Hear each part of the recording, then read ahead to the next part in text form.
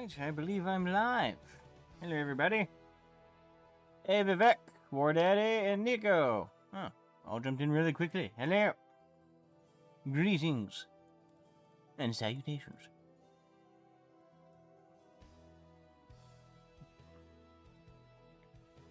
Late? I'm not late. It's 10:15.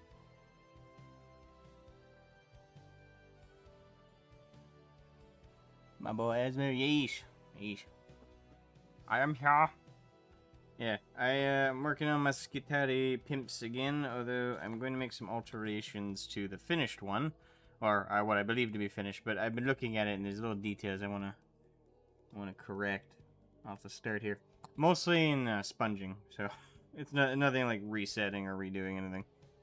More like just slight fix 'em ups, so to speak. Do.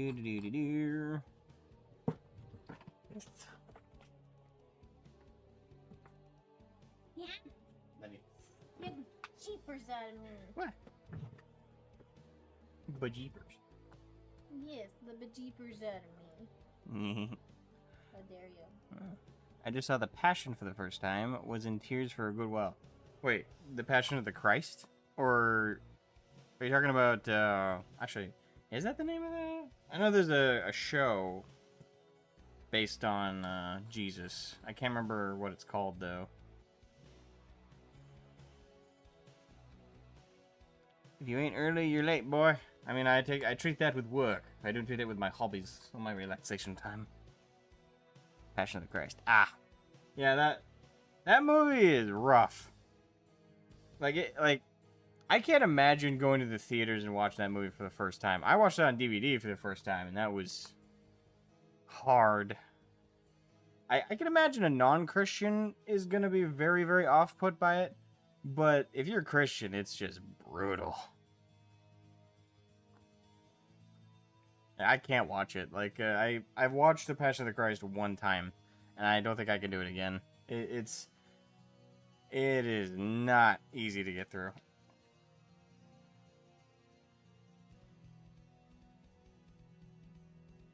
Right, I'm going to get my dry palette. Yeah. Right, so I want to do a bit of a dry brush on the edges here. I think I'm going to go with a darker purple. Start. The show is The Chosen. Okay. Yeah, I have not seen the show.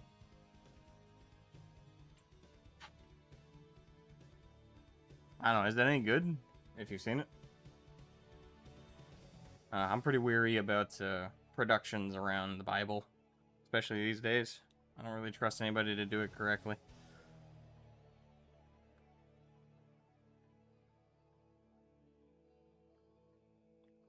Saddam Hussein apparently watched and was appalled, saying Iraq would never treat Jesus. Wait, seriously? I mean, well, I don't think they treat him well, but to be fair, I don't know, maybe I should bite my tongue on that one.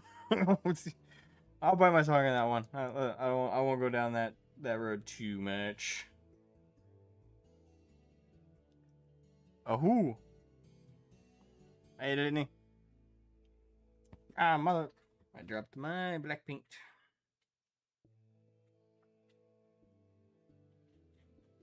Wasn't open or anything, was it? No, but it's inconvenient whenever it falls.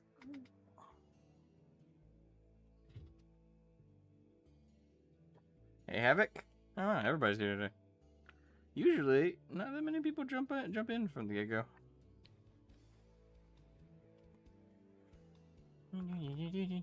I guess I use a brush to mix it first. I was gonna use the sponge itself, but whatever. Just going for very dark purple here.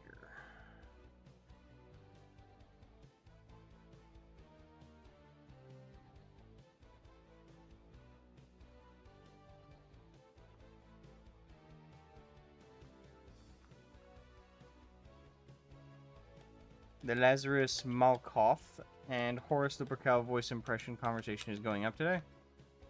Nice. Oh, is that from your channel? Good for you, man. Get on that grind.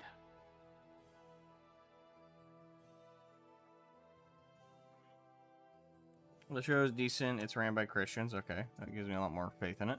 The guy playing Jesus is a Catholic. Okay, not everyone's perfect. And I've seen plenty of priests watch The Chosen. Okay. Asmogan, I hope you're doing well. I'm doing okay. I'm doing okay.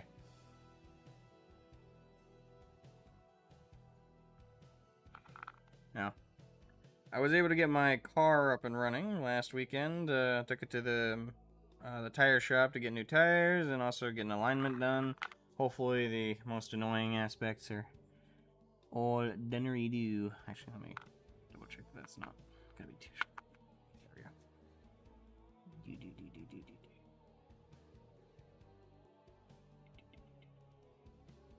It's blurry. Oh yes, it's trying to capture my hand. Problem is I can't really fix that.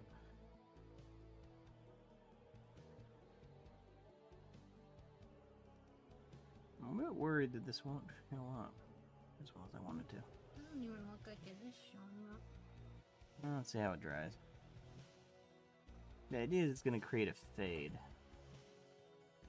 Don't lean on me too much. This is delicate work. That's going to be hard. Alright, tighten my nose here.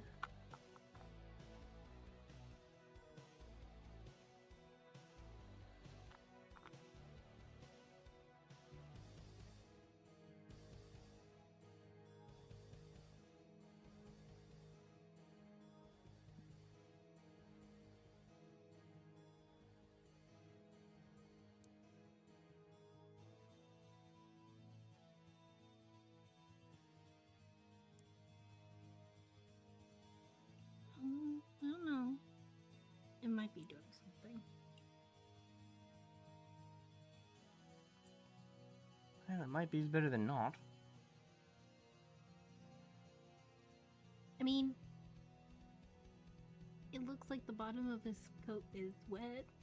Well, gotta let the paint dry. It's not the wetness I'm after, it's the Even color. with the paint that is drying, it kind of just makes it look like the bottom of the coat, like itself, has a wetness to it.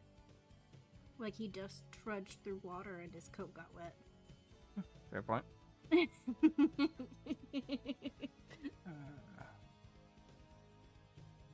I am unfortunately blessed by Nurgle. Oh, I'm sorry to hear that, Havoc. It's not the bubonic plague. It's not the Black Plague, is it? The Black Plague was like... When was that? Back like in the... I want you to guess the year. I want to see what your guess is. I don't want to say 1800s. I want to say more like 1700s. Sooner than that? Way sooner. 16.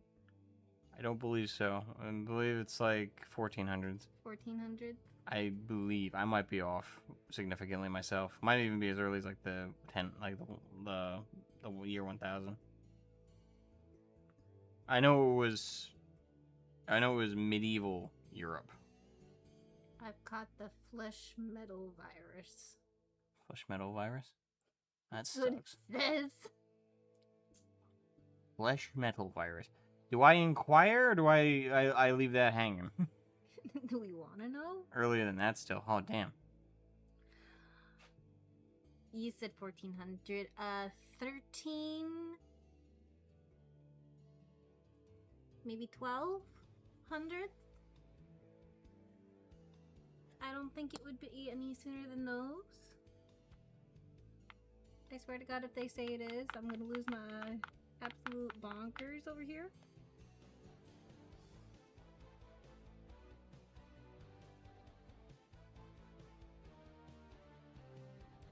Mid 1300s. Okay. I wasn't too far off. Unlike me, I was way off. Well, yeah. With my first couple guesses.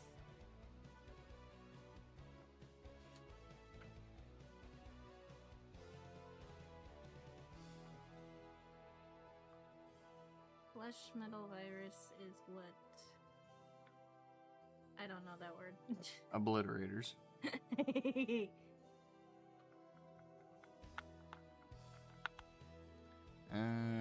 No dark spots. It's post-cold inflammation, so it doesn't have the decency of being a real illness. Ah. So it's just the feeling of weakness invading your flesh. Good news, the Mechanicus has a solution to your problem. Call now at 1-800-YouDespiseYourFlesh.com.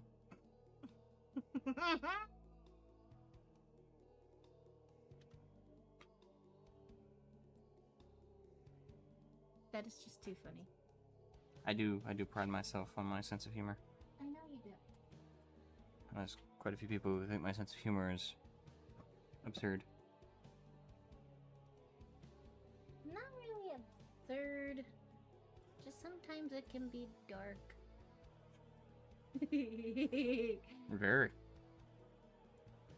I don't know. How's that fade look to you guys?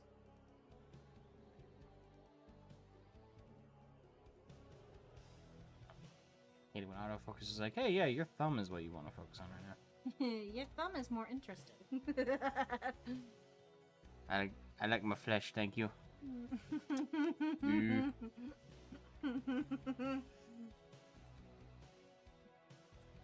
sure? I have a friend that doesn't like their own flesh.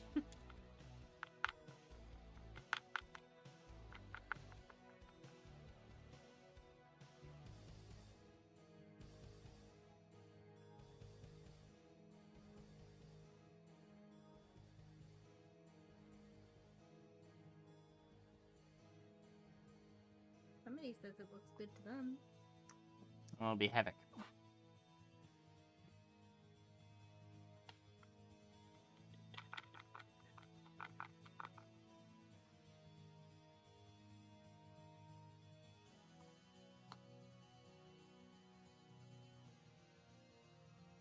Just came back from artistic shopping and my boy is live. Indeed I am. Earlier than that, still. Though the bubonic plague is still found in China, parts of Africa, and California. You're right, brother. I tend not to remember that except outside when I'm dunking on California. It's like, wow, this this plague has been dead for over 1,000 years. Well, actually, no, not over 1,000 years. It's only been, so it's 1300s. We're not even at 1,000 years yet. About over 700 years, almost a millennia. And somehow California is so disgusting, so terrible, they brought it back. Good on you, California. You're known for something. Nothing good, but you're known for something. That's important. So I keep going off camera, but it's just the angle I'm trying to get at is not conducive to the camera. Plus, on camera, it's mostly just my thumb entering the frame.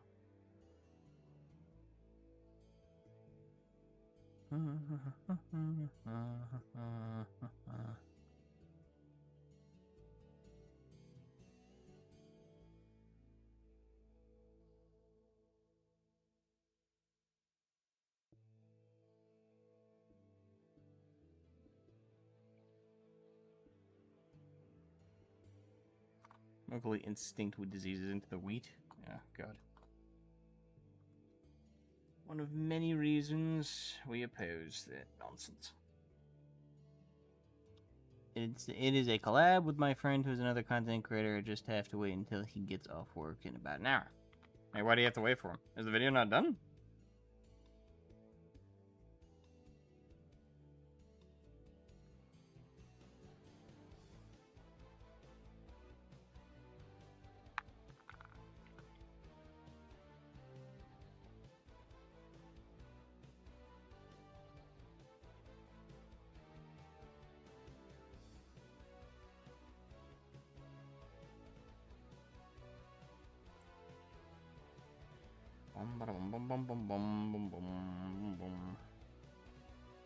By the way, is the music too loud? I know I listened to one of the streams like a week ago and it sounded really loud.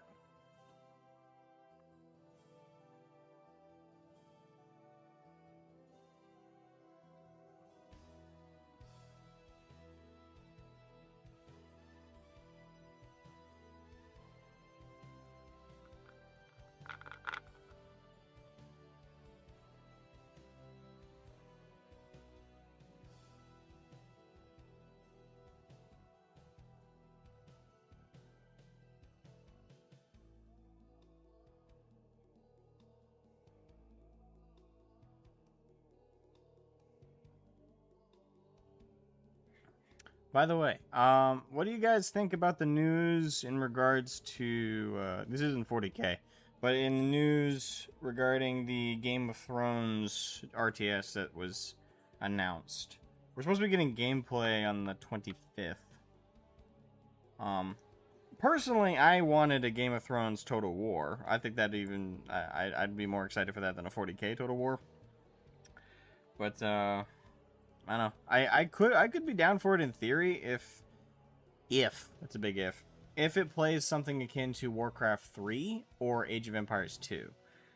I'm not gonna be a huge fan of it if it plays some more akin to something like Halo Wars or Dawn of War. As much as I love Dawn of War, I don't think I'll be as into it.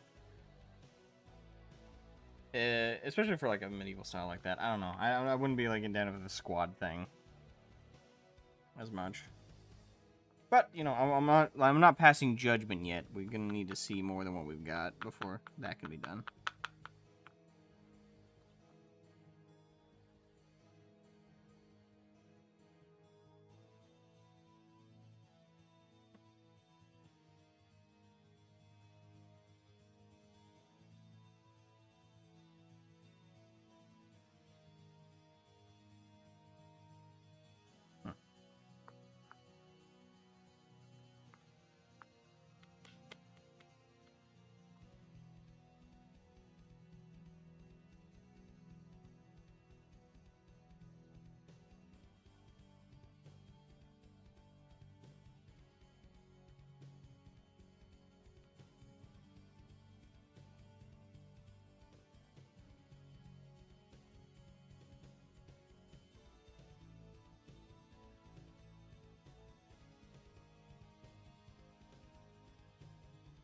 I think the paint's already dry. Damn it.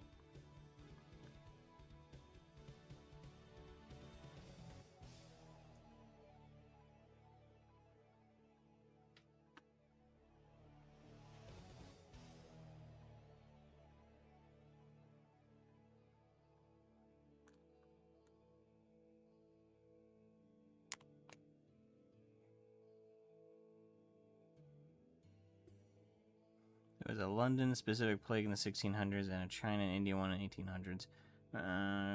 Okay. And plus... because all this recording stuff is at home, and he just got a new microphone also. Oh, wait, so you guys are not done. Okay. And plus, we only started acting out the lines in the past couple hours. Oh, okay. So I misunderstood earlier, I think. Because the way, I don't know. Let me double-check the wording. Maybe my brain heard it as like, oh, we're done and we're uploading it. Okay, okay. The Lazarus Malkoth and Horace Lipical voice impression conversation is going up today. No, so you said you're putting it up today, not that you're working on it today. Okay. So wait, are you just not editing it? Are you just guys throwing it together? We'll see. Trademark. I'm not confident in modern devs to make RTS. On another point, the Game of Thrones war game is actually pretty good. I've not played the war game. I know it exists, but I've not played it. I don't know anything about it. I don't know who makes like any of the stuff for it. I know it exists. That's about it. Yeah, I will say, like, I find it weird that Game of Thrones, like, I find it weird that Warhammer 40k got a Total War game before Game of Thrones, because again, it's just weird to me that Creative Assembly would jump to a more modern warfare-esque setting than another medieval setting that would be far easier to convert.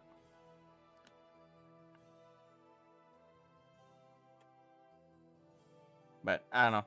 As it is, Game of Thrones, despite being one of the biggest like properties in the recent, I want to say recent decades, for sure, it's got hardly any video games that aren't like mobile game trash or aren't like. There was another game that came out. It wasn't mobile game trash, but it was still like a shitty game. It was like 2014, 13, I think.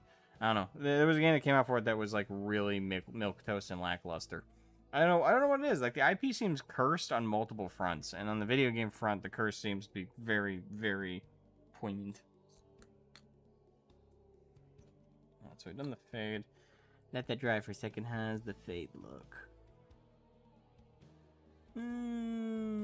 Could be better a little bit, I think, maybe.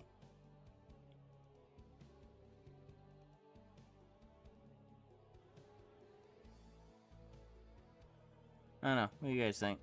Ah, God, that material, I should have shaved off more of that. But I can't fix it now. Simply paint over it.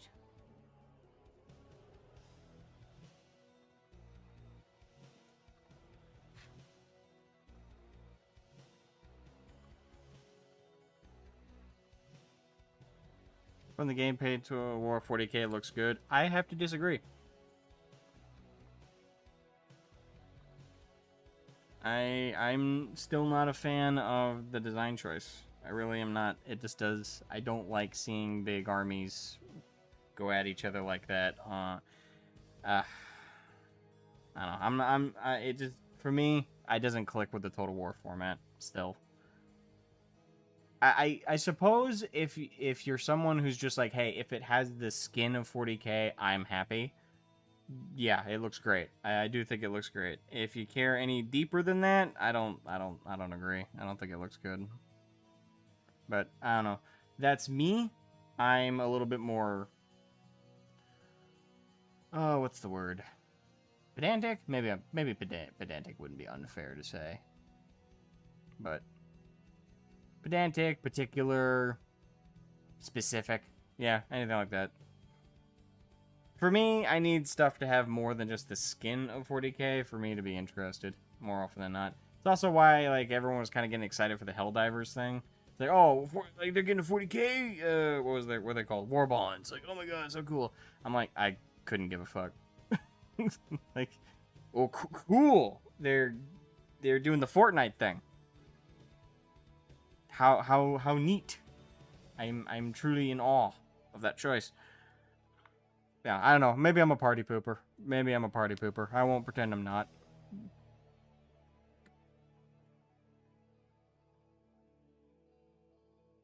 Yeah, but today implies it's going up at some point today. I mean, yeah, but again, you guys haven't even finished it. Was kind of my point. And me, very few videos I've done that I've been able to like record the lines and then get it up the same day.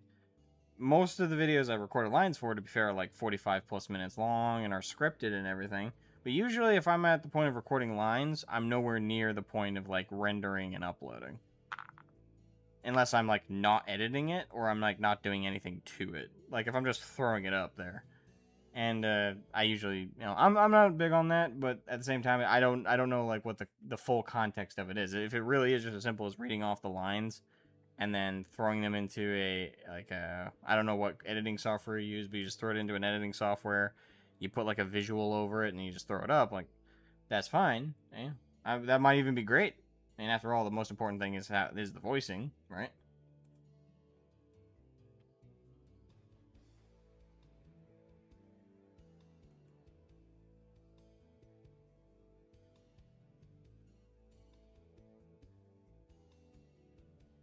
I care more about it feeling like a 40k strat game than Total War game.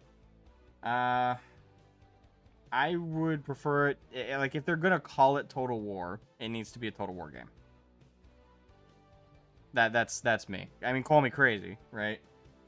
But that again, maybe I'm being pedantic about it, but it's just I'll say it as bluntly as I can. It's not. And I'm not, and to be quite frank, it's not even like an accurate 40k game either, because just based on the gameplay I saw, that's not usually how battles go in 40k. Like, formations running into, like, cover and stuff. For me, everyone else was like, oh, you know, that looks exactly like 40k. What I saw was Empire at War with a 40k skin.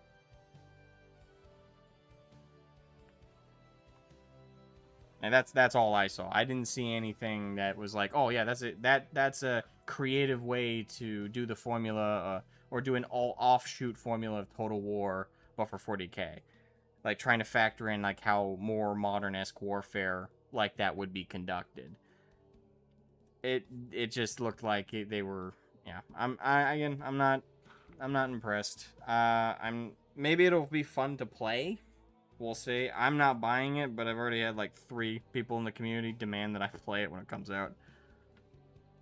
Where do you fall in Empire and Napoleon at War? I hate both of them.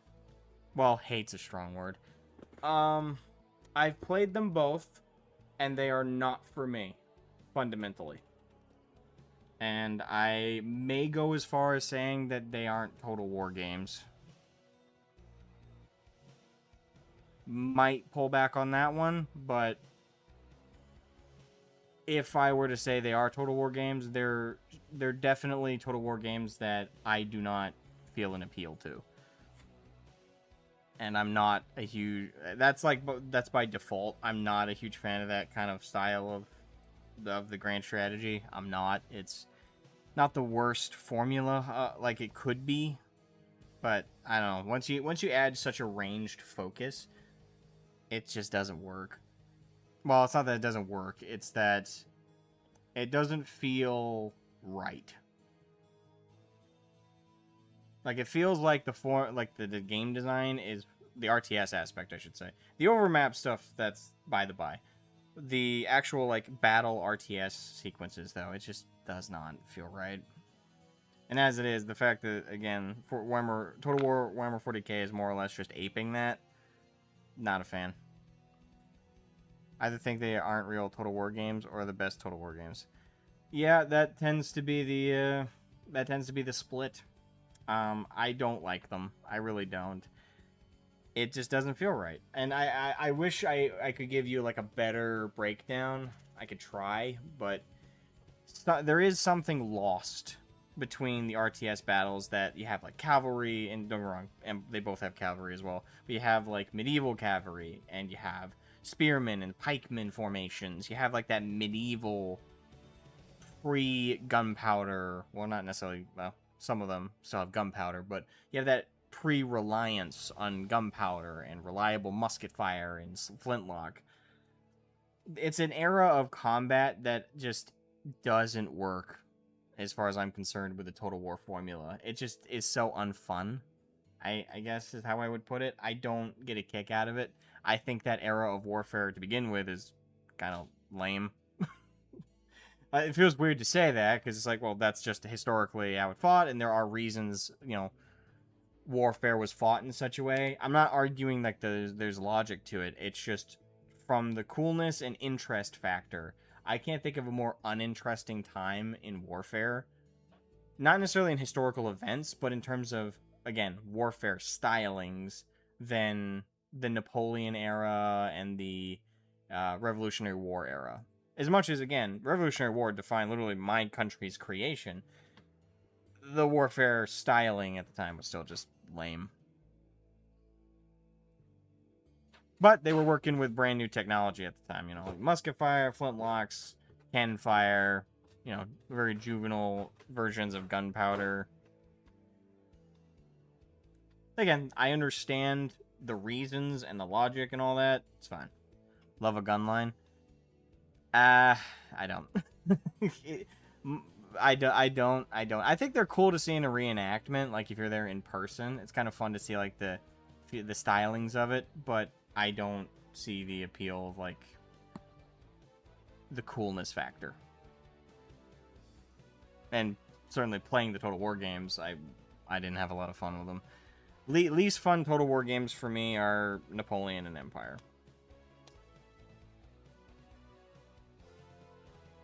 Like, if people said, like, hey, what are, like, the top 5 Total War games I'd play? You know, I'd be like, oh, Rome, Shogun 2, that's my personal favorite of the historical ones. Total War Warhammer 2, I liked a lot.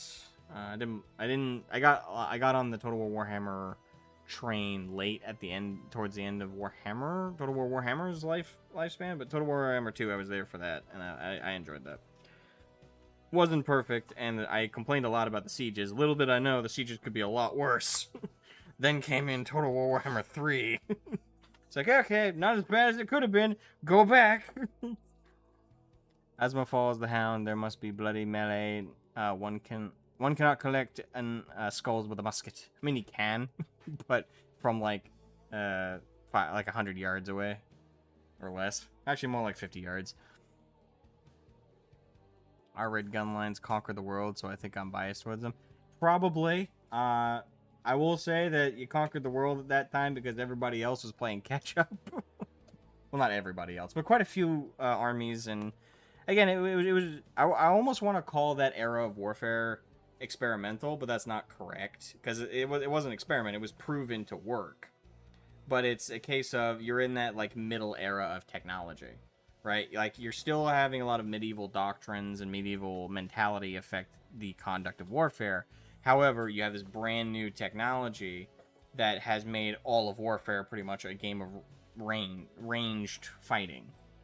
So again, it's just this weird middle section between awesome medieval combat and awesome modern like machine guns, long range artillery, mortar fire. Like that era just doesn't work. And as it is, to kind of circle it back around to talking about Total War Warhammer 40k, playing and aping kind of that design of like Empire or Napoleon, that also doesn't work in my brain. Because when I think of like in the lore, how is warfare conducted like in 40k, especially in regards to the Imperium? Well, it's not like that era. There weren't big battles with musket lines, running to cover and running to do these formations. That era of warfare, the era of warfare that 40k is most similar to, is modern warfare, where big battles like that just aren't fought, really. Not unless it's like a very exceptional circumstance.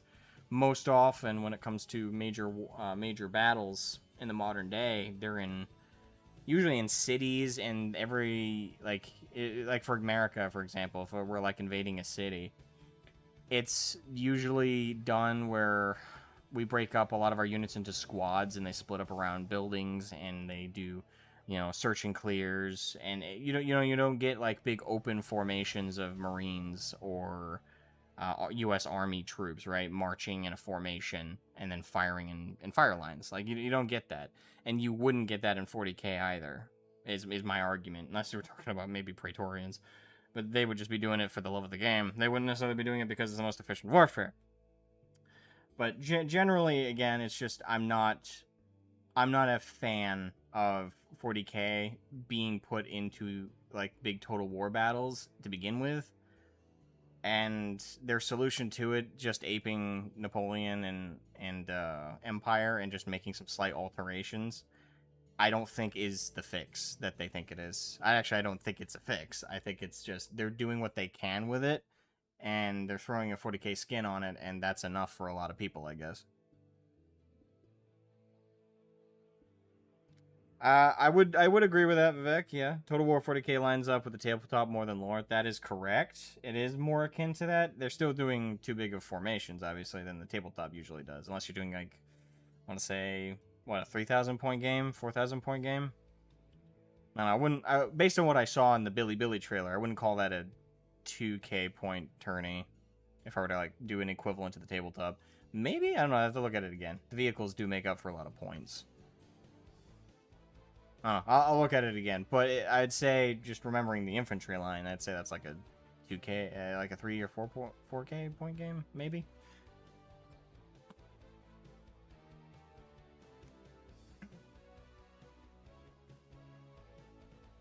All right, so I think now that's all dry, I can kind of see the fade on it.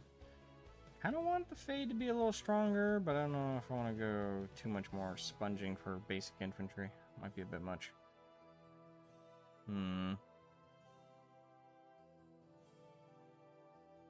Oh, the tabletop does go way too small for not just for guard, but for Tyranids and for orcs as well. Especially, I remember 7th edition. I don't know, maybe I'm crazy, maybe I'm wrong, but in 7th edition, I could have sworn that like a 2k point orc army felt bigger. Like I felt like I had more squads on the tabletop than I did in, like, let's say 10th, where everything felt like it was shrunk a little bit. And I felt like I had like 2 whole less squads in the same point counts.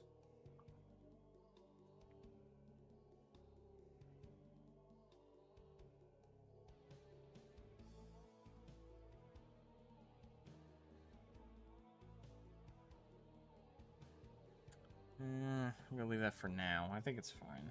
Maybe I'm overthinking that one. Okay. Move the dry pallet. Alright, so the goal is to finish at least 2 of these guys today. We're gonna try and do more than that, but yeah.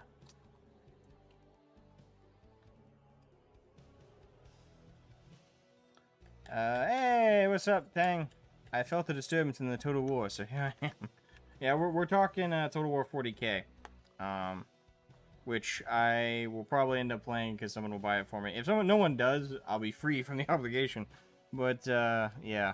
At launch, for sure, I'm not planning on buying it. I will say this. I mean, this is me trying to be as fair as possible.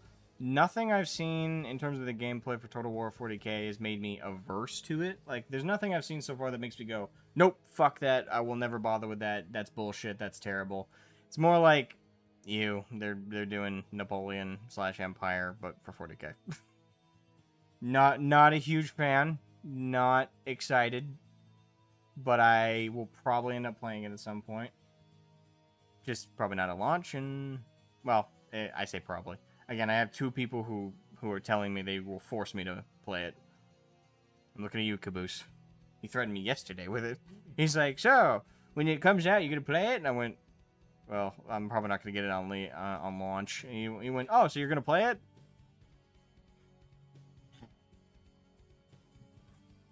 I'm gonna be made to play it, alright? You're more interested in Dawn of War 4 than Total War 40k. I mean, that's fair. That, I have my concerns. My biggest concerns with Dawn of War 4 is really the delays. Because we're on our 2nd or 3rd... I don't know, we're on 3rd or 4th. There was another delay recently, because it was supposed to come out in September. I think it was like September 12th, or was the original date. Now they've delayed it to, what, next year? Like January? Or actually, no, did they delay it to December? I think it's December. Never mind, I might be off. I think they delayed it to December. And I'm not sure the logic behind that. I'm a little confused by that choice. If it's a, well, we know it's not because of, like, sales that they delayed it. The problem is we don't know why they're delaying it. We just know that they are. And maybe got a little PTSD, but I remember Cyberpunk 2077. I remember how much that was delayed. And I remember how that came out. And I will say this, delays used to make me feel confident in a release. It's like, oh, okay, they're refusing to launch it until it's absolutely perfect. We're good. Cyberpunk will be amazing. Oh, they delayed it again. Oh, I mean, like I said, like they want to make sure it's perfect. These guys are perfectionists. Just look at Witcher 3. We're gonna be so good. And then they finally launched it after delaying it numerous times. And how did it come out? Broken as shit. It was one of the worst game launches I've ever seen. It was horrendous. And since then, I do not have any faith that a game will launch. Like, when I hear delay, I don't hear what I heard at that point in my life. When I heard game delay, back in, geez, what was that, 2018? 19? Fuck, when did Cyberpunk come out? Let me cheat.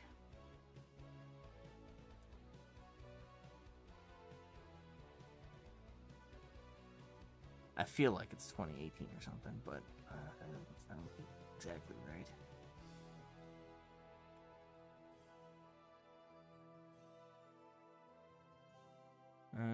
Store page. When did you come out? 2020. Okay, I wasn't too many years off. All right, so 2020. Yeah, I'm kind of scarred since then. I don't believe, when I hear, hey, we're delaying, I don't hear, oh, we're just trying to make sure it's perfect at launch. What I hear now is, we're trying to reach the minimal viable product so we can put it in your hands and we're going to fix it 6 months plus down the road. That's what I hear now. I hear we have such a broken piece of shit game now that we have to delay it or we'll get sued.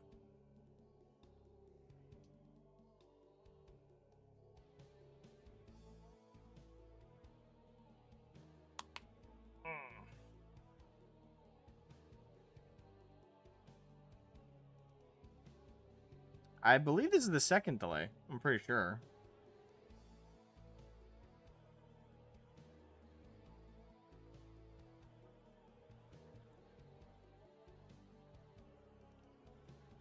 Can I look that up with a Google search? Dawn of War 4. Delay number.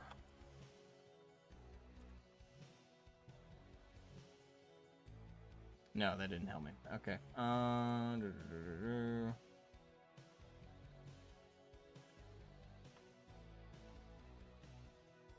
That's a Reddit post. I don't like Reddit.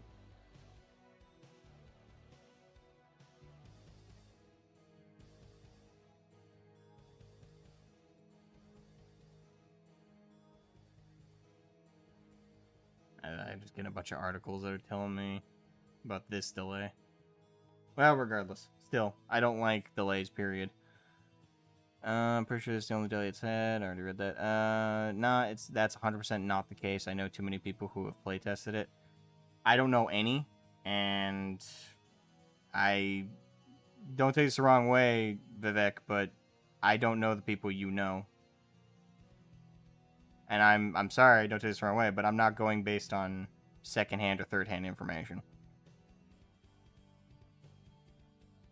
Now, if, let's say, Tang, my buddy in the chat, let's say Tang had played it and told me, hey, Asmo, it's good. They're just doing some light touch-ups. Then I'd be good, right? It's like, okay, I'm getting... It's secondhand information, but it's from a source I directly trust. I don't know your friends, and I don't trust your friends. That's simply because I don't know them. I don't trust anybody I don't know or get to know. Again, I'm very... In the modern day, I am cynical as fuck. I trust no one. Unless I've gotten to know them over several years directly.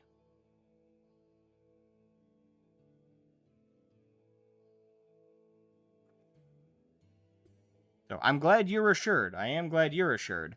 I'm not. I will be assured if the game comes out and it plays well.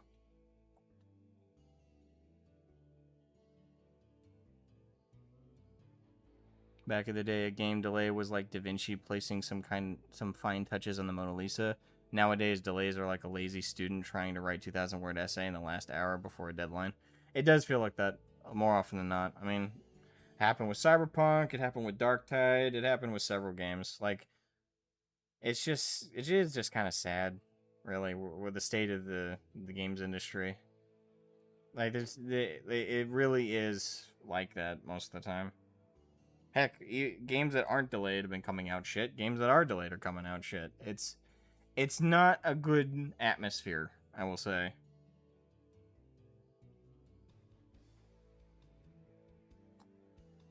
Why did I grab that? I don't want the sponge, I want my brush.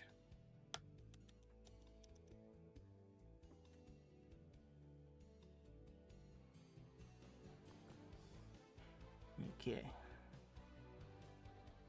I'm going to do a little bit of a pattern with this. Actually, I wanted to do something with that, but now I need to remember what I wanted to do.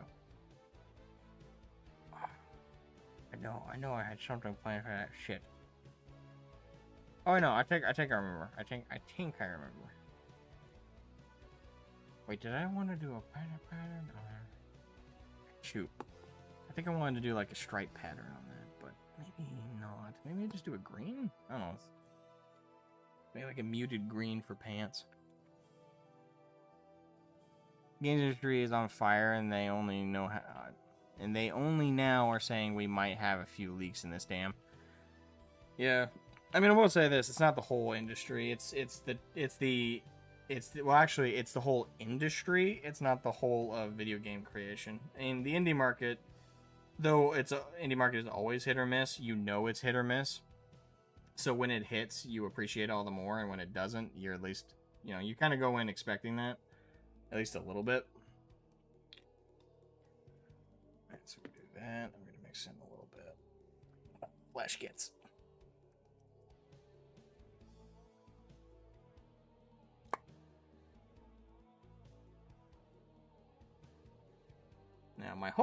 Now, speaking hopefully for Dawn of War 4, outside of my concern about the delay, is I am hopeful that it plays like Dawn of War 1. I don't really want it to play like Dawn of War 2, because Dawn of War 2 is less of an RTS in my opinion. It is technically an RTS, but for me, if it doesn't have base building, it's not a proper RTS. That's my basic standard for the genre. I want my base building, I want my interesting strategies that I can pull off, I want my oh shit moments. I don't want, hey, here's your pre-mission, like, squad you can run, and if they die, you're fucked. Like, you can't really, like, dictate everything as much as you can in a base building one where I can continue to generate troops and I can continue to work out my options past an oh fuck moment. There we go.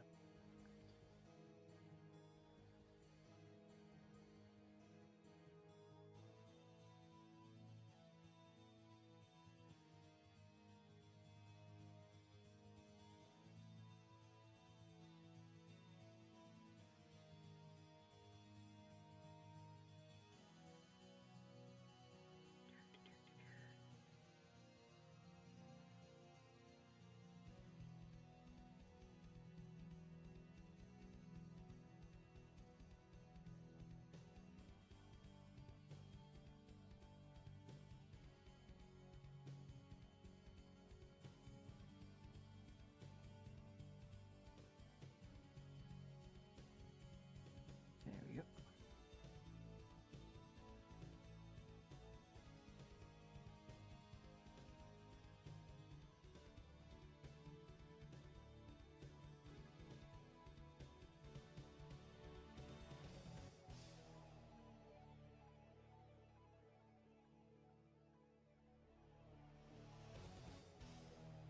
Is that part of the cloak or is that part of that? I think it's part of the armor actually, but fuck it.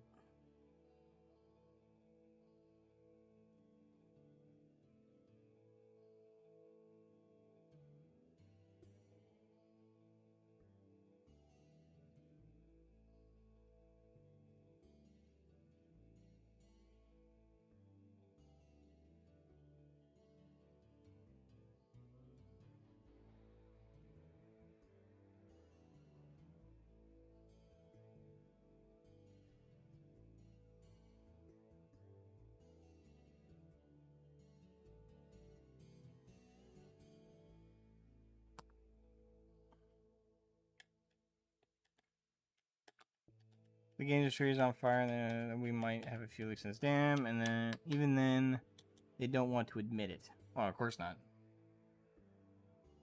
No established industry wants to acknowledge or admit when they're fucking up. Even when it's blatant, and that's kind of the sad thing with like the modern day, not just in gaming, but like period in any professional industry.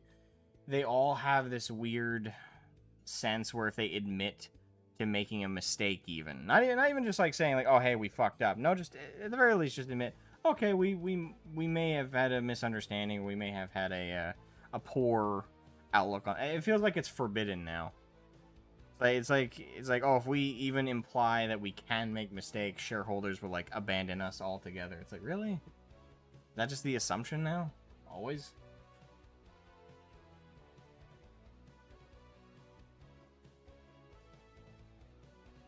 The AA industry, not AAA, is kind of where it's at right now. Baldur's Gate 3 was a AA title. AA is pretty good. I would say, like for me, I'm more interested in like a lot of indie projects. Yeah, the indie projects aren't going to have like any named titles that I already have like a pre-established fandom for in most cases, or nearly all cases. But I find that when, again, it's like what I said earlier, when the indie market makes a bad game, I'm like ready for it. Like it's like, okay, yeah, you guys are independent. You had hardly any money or no money to work with. You built this in your garage. So yeah, it's going to be rough, it's going to have issues, and you're going to take a long time to fix it.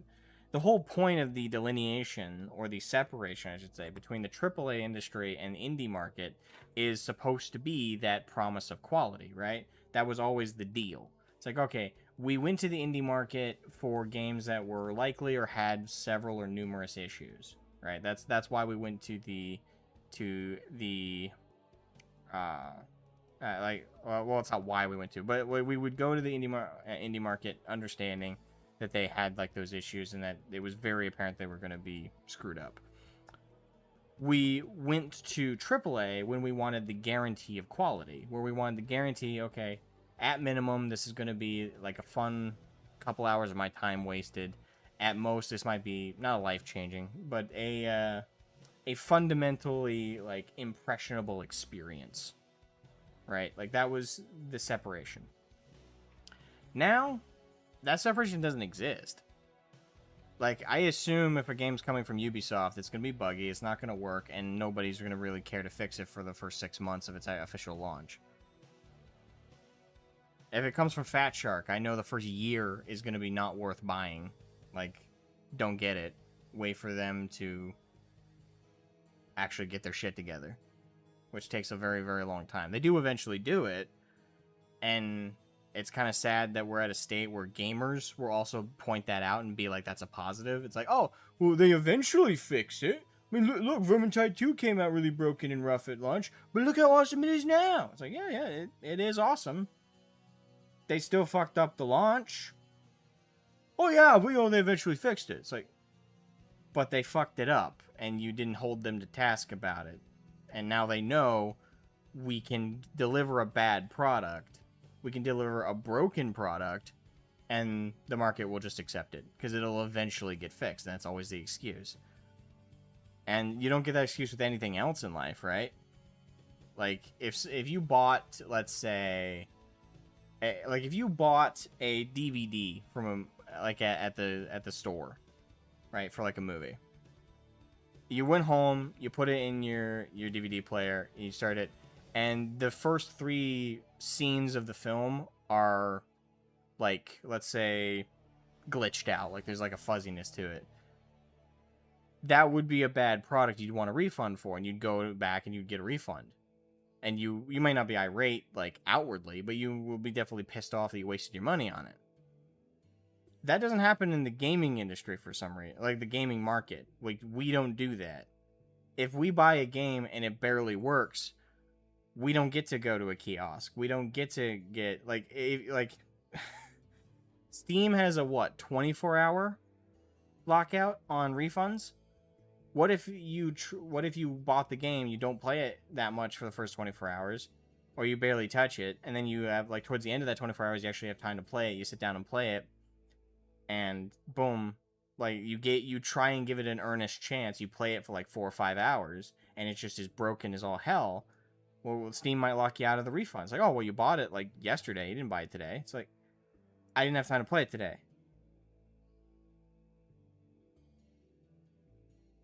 And then what's even worse, like, that's already annoying is not enough. But what's worse is, again, if you try and talk to other people about it, and you're like, hey, this game is fucking broken and sucks. Like, everybody out there who has, like, the sunken cost fallacy gets irate with you. And gets angry and gets, like, furious that you're not bowing down to the noble gods at Creative Assembly, the noble gods at Ubisoft, who blessed us with this token of enjoyment. It's like, have some fucking standards. When you buy a product for, especially for $70 games are at now, and they're going to go to 80, and if GTA 6 is successful, they're going to go to 100. I promise you, like, video games are about to be a rich man's hobby. They're going to be something you have to save up for, rather than something you can just spend spare money on. I mean, really, we're already at that point. Like, I don't know anybody who doesn't save up for, like, a new release anymore. Everybody I know who is like, oh, I have a release I'm interested in, I'll have to save up a little bit. I'll have to put some money aside in preparation for that release, rather than back in the day where most people had a spare $60 10 years ago. In, like, a given month, anyway, not like a given week. Hey, Karn. Asmo, sometimes it just takes an okay one-off anime to gaslight people into thinking the game is good. I mean, I definitely was encouraged to go back to Cyberpunk because of that, but I also couldn't get a refund for Cyberpunk 2077. I tried. So, in my case, I didn't really, like, lose anything for being inspired to go back and play it. And, to be fair, played it. I had fun. Now that it was working, but it's just depressing that we have to wait 6 months to a year for a game to go from not nigh unplayable, basically unplayable to in a basic, like, basically where Cyberpunk was a year after I paid the full price for it, I had to wait a year to get my money's worth.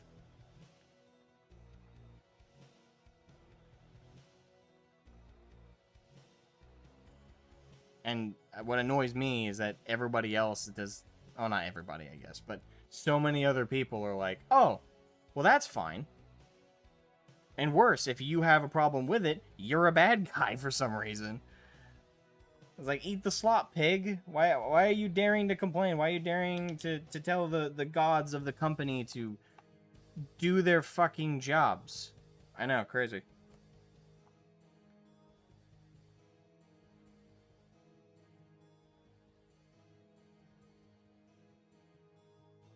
I don't know if I'm a fan of that green now.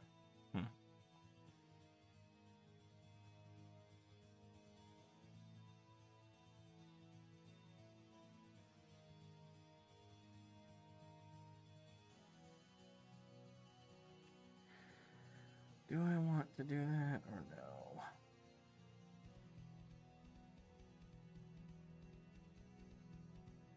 no? I think...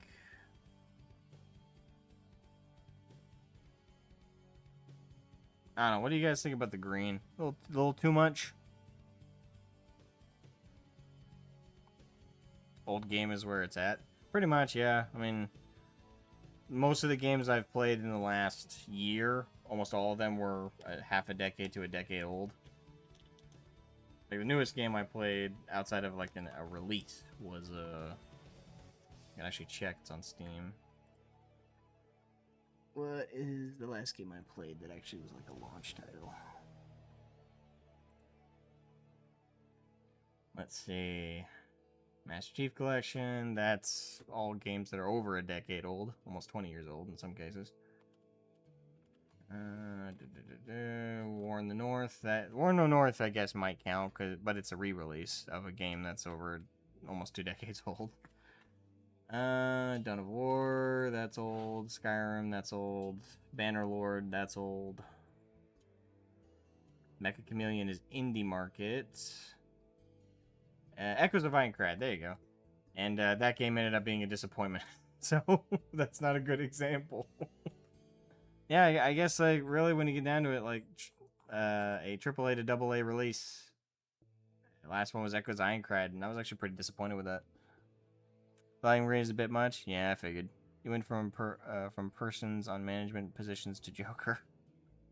Fair enough. I guess we'll undo that a little bit then.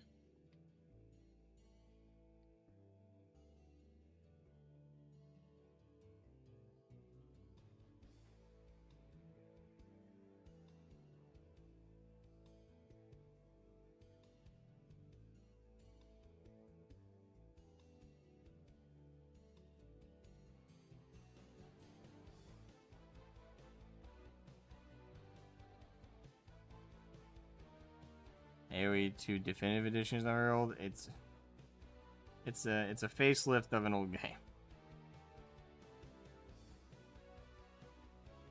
Oh no, it's super thin.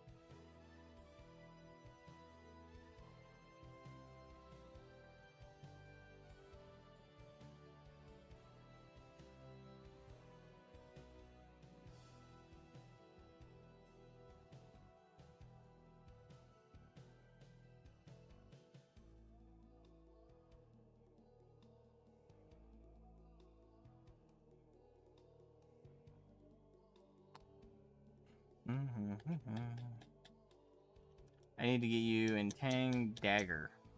Dagger Directive or Dagger Directive just came out in 1.0. What is that game? I have high hopes for Persona 6. I mean, the Persona series hasn't had a bad release, has it? I played Persona 5. Granted, it was Real. Well, I didn't finish it, but I'm going to finish it. And what of it I played was very, very fun. But that's the Japanese studio. The Japanese studios are like all by default like AA. Well, I guess you could say Konami's AAA, right? Well, not Konami. Where am I thinking of our company? Fuck. Capcom's Japanese, right? I guess they would be AAA. Capcom and shoot, I'm trying to think of the other one. Am I right? Is it Konami? I don't know. Why am I doubting myself? I'm just not sure.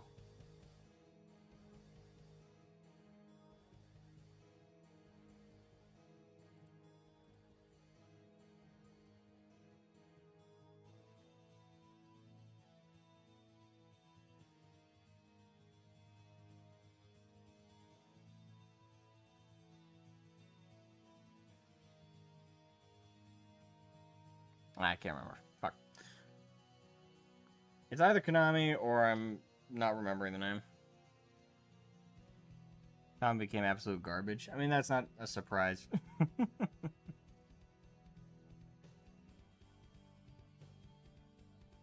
yeah. I guess I'll exit my pessimistic point of view. To kind of wrap up on a more positive note on both the earlier conversations though with Dawn of War 4 and Total War Warhammer 40k, both games aren't out yet. Most of my pessimism is based on it was based on more track record of delays in the industry over the last couple years, and a little bit of history with these releases. I mean, Dawn of War 3 was ass. I don't know. Maybe I am a harder person to please right now. I have had a lot of reasons to be cynical with like releases of games and new releases of games. I don't know. I was really hoping Echoes of Aincrad would be like a little bit of an uptick in that, but it wasn't. So, I don't know. Hopefully I'm wrong. Hopefully every concern I have is completely disproven upon the release of both games. Like 40k plays really, really good. And Dawn of War 4 plays really, really good, but I don't know. I am not holding out. I am not. What I'm trying to say is my position is not by default a positive one. They have to earn a positive reception from me, and also they have to earn my trust, which they do not have by default.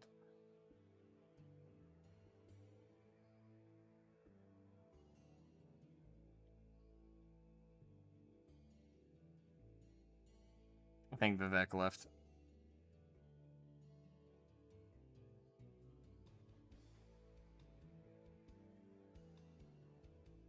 If Vivek left, we can now make fun of the redcoats.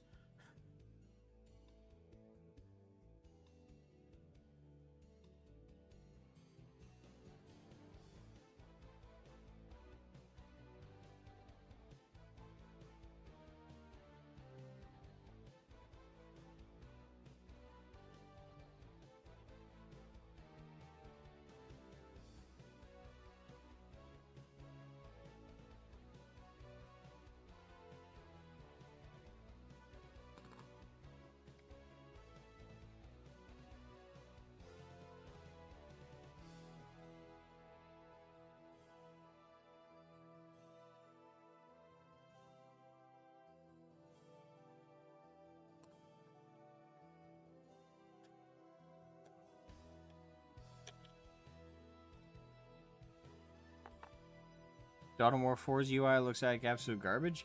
Does it? I thought they fixed that. I know it did, like on the official like launch, well not launch trailer, announcement trailer. I know it looked like that, but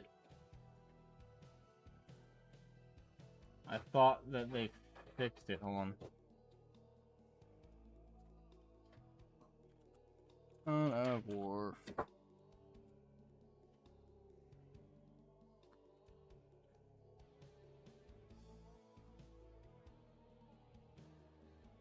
That's the story trailer.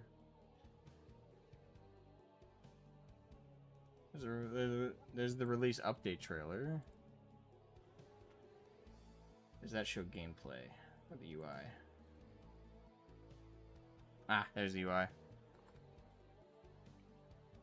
Yeah, no, they didn't fix it. Well, correction, they did fix it. They made it look like they didn't decrease the size. It might have been just a setting change, but they did decrease the size. I guess my issue is it looks like a Total War UI. Not necessarily that the UI looks bad. It looks bad for the game that it's for.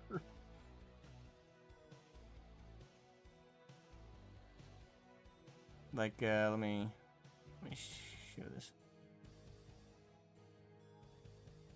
Yeah, so this is the UI.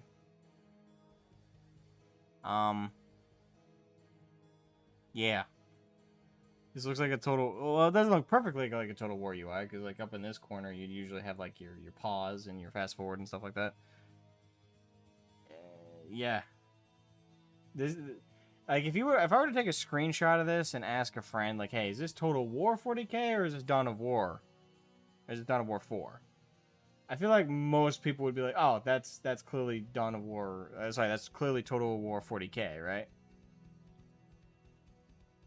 No, this is Dawn of War 4.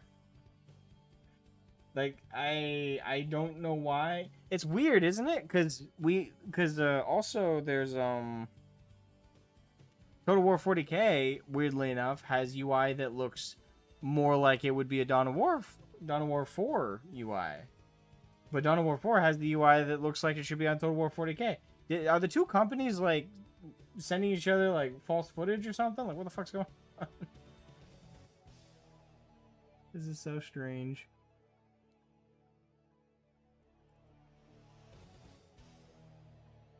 Yeah, I don't know what's going on there. I thought they fixed that though. I could have sworn they fixed it. I guess I am incorrect. Well, hopefully it turns out not to be too much of a concern.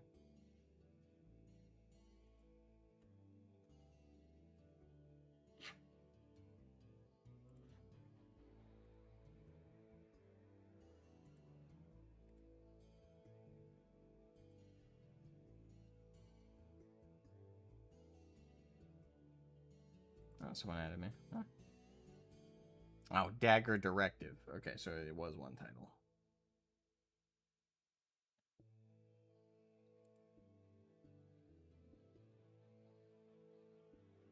You are a member of Task Force Dagger. Okay.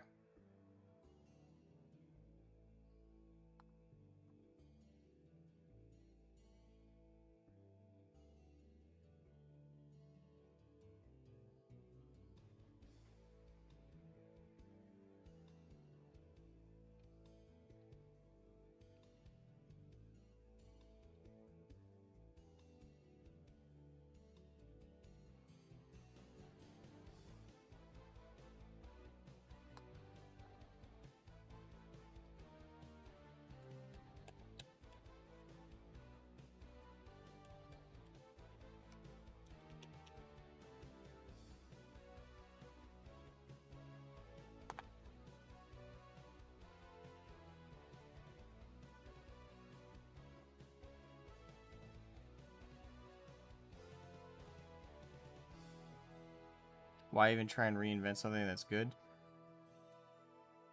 To differentiate themselves, I guess. It's the same thing that 343 did to Halo, right? Like, they completely altered the story and a lot of the core design philosophy because they wanted to leave their own mark. It happens a lot as, like, new people take over a thing, right? Like, when someone new takes over any kind of project or any kind of, like, property, things like that, you want to like put your flag down, right? You want to differentiate yourself from the old stuff, so people will be like, "Oh wow, that's the cool, new, and sleek one." It's like, yeah, that's the takeaway.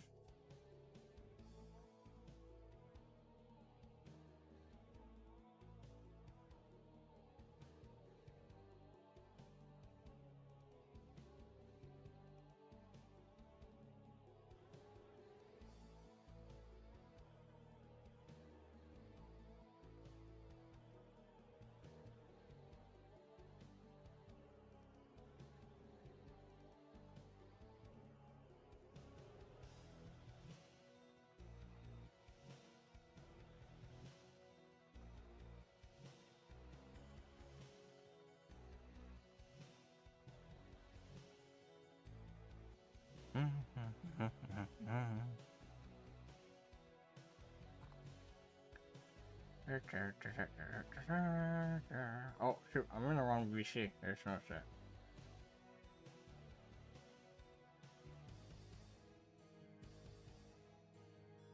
Actually, that gives me an idea.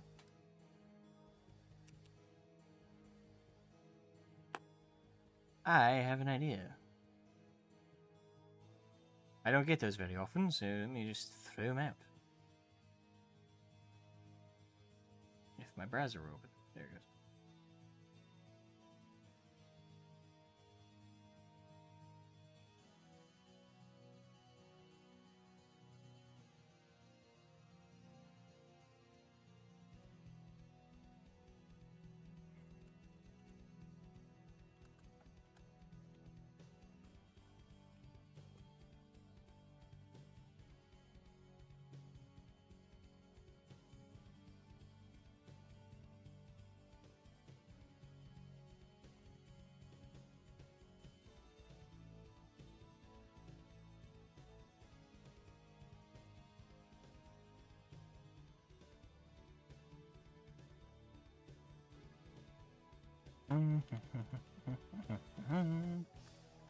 Now this could be a bad idea, but we'll see how it rolls. I'm gonna open the stream up to an open mic. I don't know if I'll consider it part of like the official like open mic segments, but this could be fun.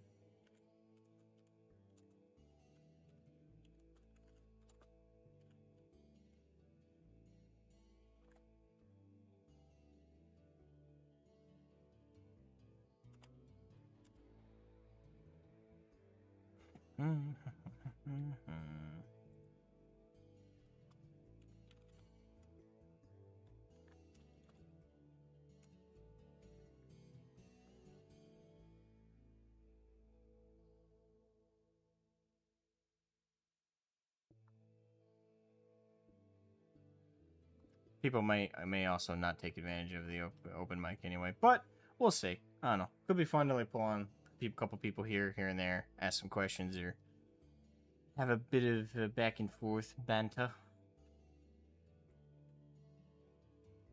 Actually, I'm going to go grab a drink real quick, so I would give people a second to jump in.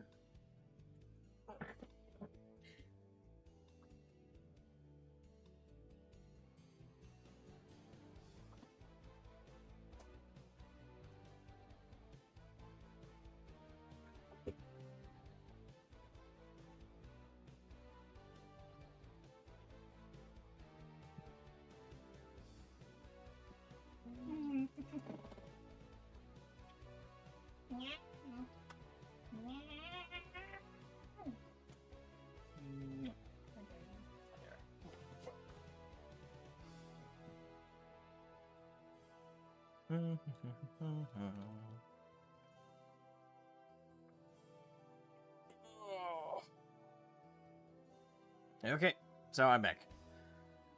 I suppose I'll generate another link to the Discord. Well, I'm thinking about... Oh, Tang's in there.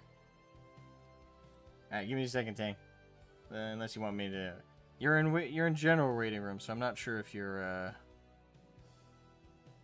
if you want me to pull you in, or if you are waiting to let someone else potentially go first.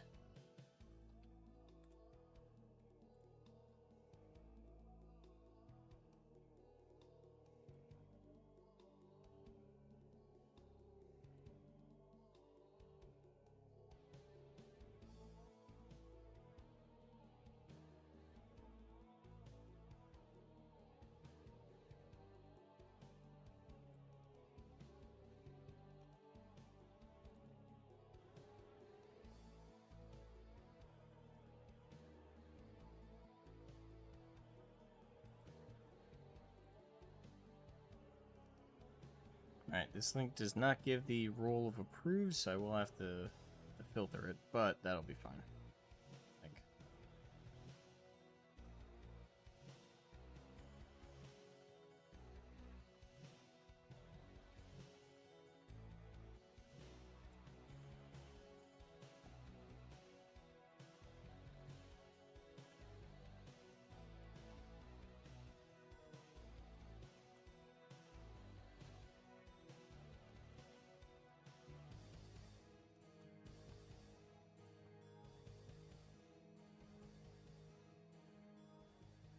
there. It's saved in the description, and I'll save it in the chat as well. Oh.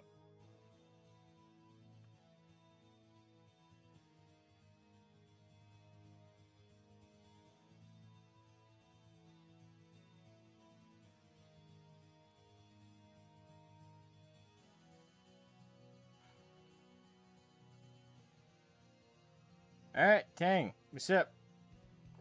Hello. Hello. So, Sure. strategy games, huh? Yeah. Well, gaming in general, but more of a my forte, I guess. Yes. That and survival crafting games seem to be your.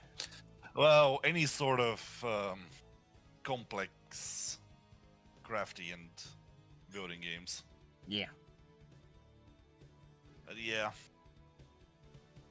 I do have a theory about the. Oh, hang on. Okay. I will have to mute myself for just a second.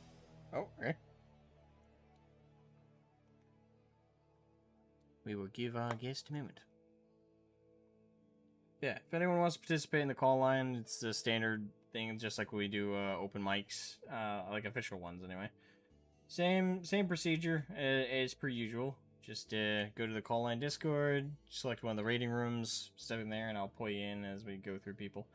We might, yeah, I mean, granted, I didn't advertise it as an open mic, so we'll probably be lucky to get more than like 1 or 2 people.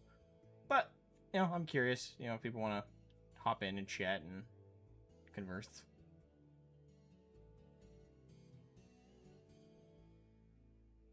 Yes, so. Ah. As I said, I have a theory about why the standards for gaming has gone down. Okay. I assume outside the normal theory. Well, it's kinda. Okay. I don't know what I'm not sure what the normal theory that you're. Well, the two prevailing thoughts. Oh, see you later, Havoc. The two prevailing thoughts for like why gaming is as shitty as it is now is DEI and affirmative action. You know, shoving in a bunch of checklists of developers and writers and the like. That's the one of the prevailing ones. The other prevailing one is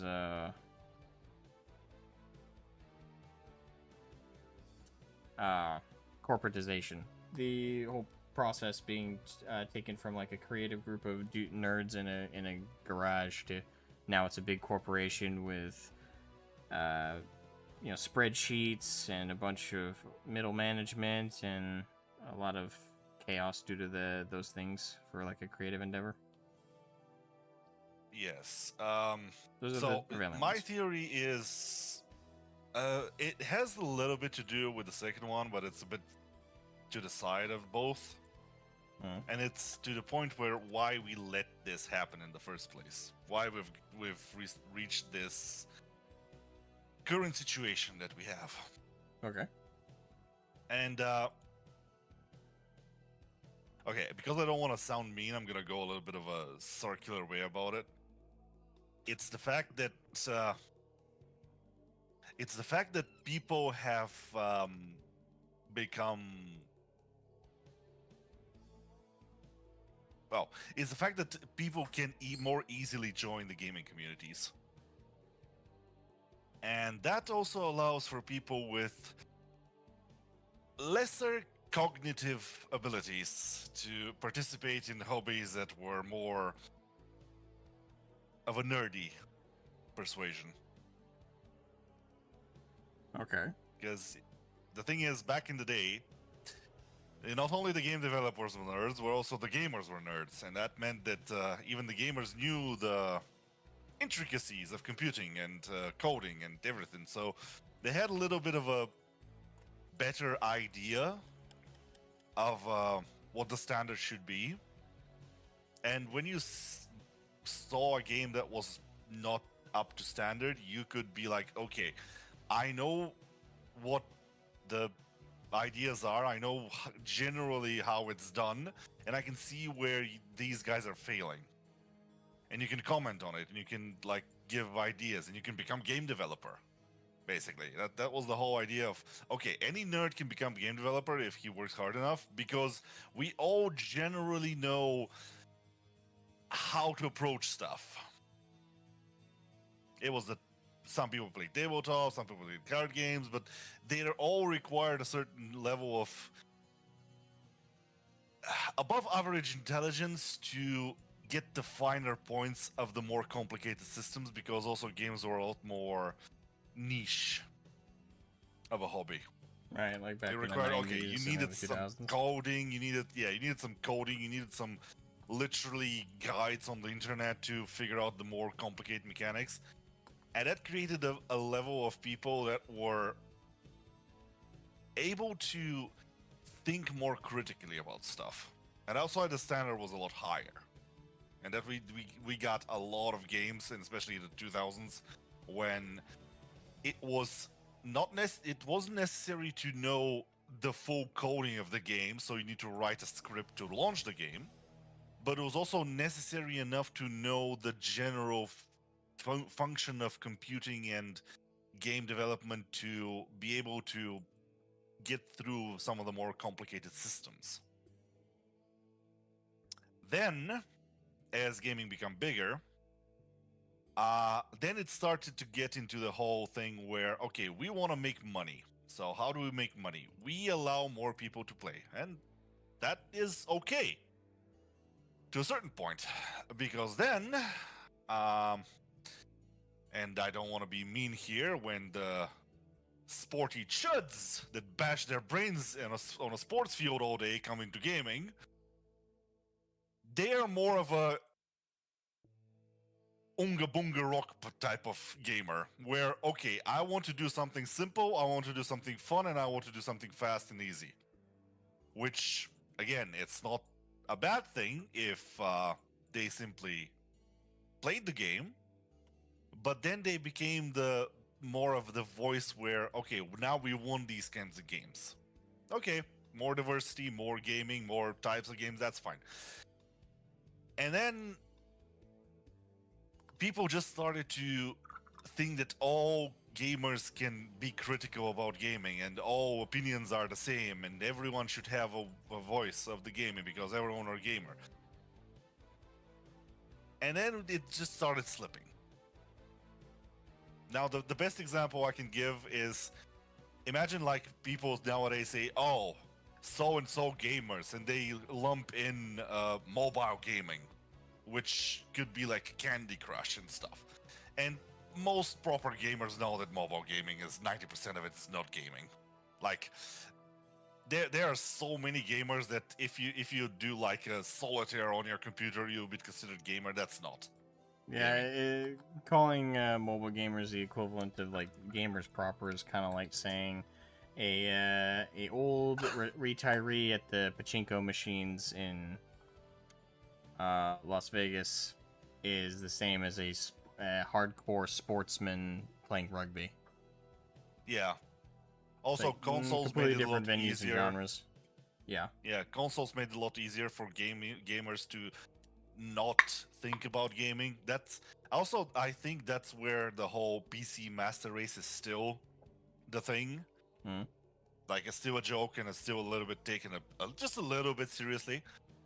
Because to do a PC gaming, you need to have at least some sort of the old skills. Sometimes you need the ability to mod the game, or crack a game, or do something else to make it like function. Older games and functional games and stuff like that, yeah. Which console gamers just don't have. And when it becomes, okay, I insert the disc, I click buttons, and I have fun, it just kind of deteriorates the overall quality in a natural way, which would be required to have it where, okay, if you want to be considered a gamer where your opinion is valid, you should be able to do some specific things and not just insert disc and push buttons, because then you're on the level of a 3-year-old. Right. And that might anger some people. That might hurt, like offend some people. But the thing is, you would have to keep a certain standard to demand from the big corporations and from the DEI to be able to tell them, okay, this is why things don't work. And if most of the gamers would like to play their games, they should play their games, but they should not be able to steer the greater gaming sphere. And that's where the gaming journalists should have been a bigger point, a bigger force, because they should have been the people that understood what the intricacies of the gaming development and the code was, and what the real standards would have been. But as we know, with all journalists, they decided to just go with the money.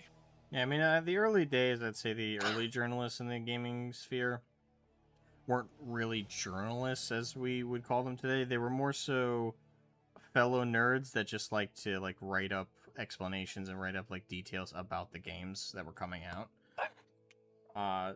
They got replaced by actual journalists, the tabloid college dropout losers that wanted to be like, you know, CNN reporters, or wanted to be like something mainstream or hardcore, but they were so low talent and low ability that they ended up getting a job in journalism like they wanted, but only in the most niche spheres, and that's how they took over gaming journalism. They were gamers first, journalists second, and now it's the opposite way around. Yeah. Oh, yeah, well. Yeah, I guess there are some people that may disagree. I would be actually interested to hear counterpoints, but maybe we can discuss that at a later point with Korn, if he's not able to jump in. Because that is more of a... It's not a definite theory that I have, it's more of an idea of, okay, maybe that's a point where people sometimes don't think about as much. Or no, actually, I'm kind of wrong. They actually do think about it as much, but they call it gatekeeping instead of a little bit different thing. I guess that's the way the idea of gatekeeping comes from. It's like, oh, we need to gatekeep people. It's like, yes, but in order to gatekeep properly, you need to know what the standards should be. And, Our Carnage sometimes that's a bit difficult. Carnage in waiting call room 1. I can pull him in. Yeah, pull him in so he can give his point of view. And I Okay. really want to hear another Alright. version of the events. Hello? So, hello. Hello. Let me turn you up a little bit. You're a little quiet. Alright. Real quick, ground rules, because you're on open mic. Or on a variation of open mic, I suppose. Impromptu. Hello, I've been watching this the stream. Okay. But, behave. Of course, I always behave. Both of you. Of course. Well, I cannot vouch for Tank. He's known to be somewhat of a maverick when it comes to that. We're gonna have a word later. We can have a couple words. Make your point. So I don't think it's a term of IQ, because there have always been stupid people playing video games. Just back then, if you have to Welcome code... to inactive. Hmm? In the chat. Yep. Because back in the day, when you have to code it in your old docs machine, you still have like a manual explaining what just to type in. It was not nearly that hard. Like even back in the days where your video games were on cassettes, it was never that difficult. What did change is the compliance of people. We are getting more and more used to doing things in a manner that's not that's more easier to do, because people don't really want to go and get the game, then install the game, yada yada. That led to us being fine with digital games, and led for us to be fine with just accepting that sometimes we cannot get a functioning game, but we still get it pretty early and pretty regular. We kind of wanted to accept it as a part, and that's where the issue comes. The more slack we give the studios, the more they just stop caring, because in their eyes we are going to buy it anyway. And let's be honest, most of I bought Gothic Remake in the first week, and that's the problem, is our compliance to those game devs letting that go through. It has not much to do with intellect or owning a computer even back then, because some of the biggest nerds I know, they played mostly on the arcades. It's like the easiest way to play a game back then. You go to the arcades, put a couple bucks into the machine, and you play Mortal Kombat for half an hour. Well, Don't think it's an intellect. It's more of a how much we let the companies get away with, and how much the companies let to legally protect things that we shouldn't have let them have be legally protected. Like that stuff we let. What studio was it again that made Lord of the Rings, Shadow of Mordor? WB Games? Yeah. There should have been a big cry out about them copywriting a game mechanic. Well, it's worse. They patented it. Yeah, and that, yeah, or patented it. There should have been a way bigger outcry, but we didn't, because that takes time. We don't want to use our time to do that. That's where our compliance comes in to bite us in the ass.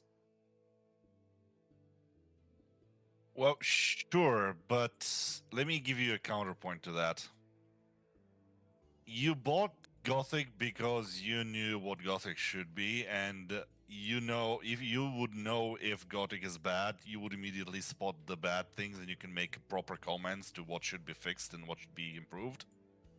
Like, you can be a good judge of Gothic quality because you are serious about it. And also, to the second point, is the fact where we are compliant because we've gotten used to the fact that most of the time we are more of a minority when it comes to getting our voices heard. Yeah, Which I think is because there's a lot of people that do not care. They just want push button, have dopamine hit. I will disagree, because If our okay, we're not done with your point. Sorry. yeah, if our voices were more of a point, if we had a little bit more of an impact on game developers, because when we like like I said, if proper like serious gamers that know what gaming quality should be and know how to criticize it, if they are a little bit more of a bigger voice in the whole gaming culture, and people like take them more seriously and followed more of their comments, that then it would have been a bit more, not easier, but it wouldn't have slipped that much. But that's another point altogether. Well, our boys do, like even back then. As an example, the big video game crash that came around because we gamers just couldn't take it anymore.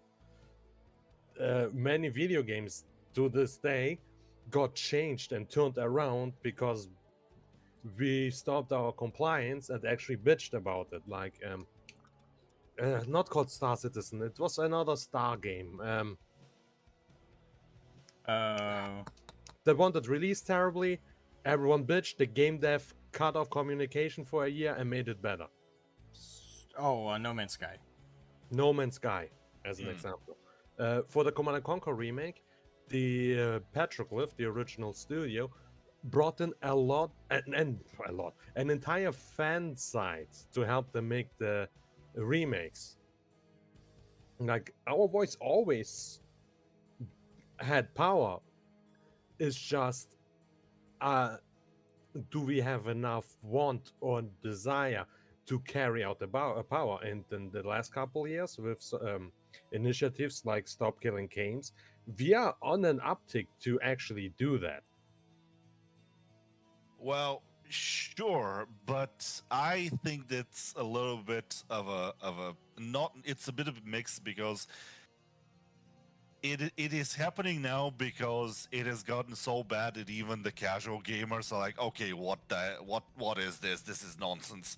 Like when you even the players that put game in and press button see that and say, okay, this is nonsense. This is complete unplayable. They would then act. However, by that point, things have gotten so bad that, well, we remember what was like a few years ago, let's say before Gamergate, and when the whole thing started to blow up.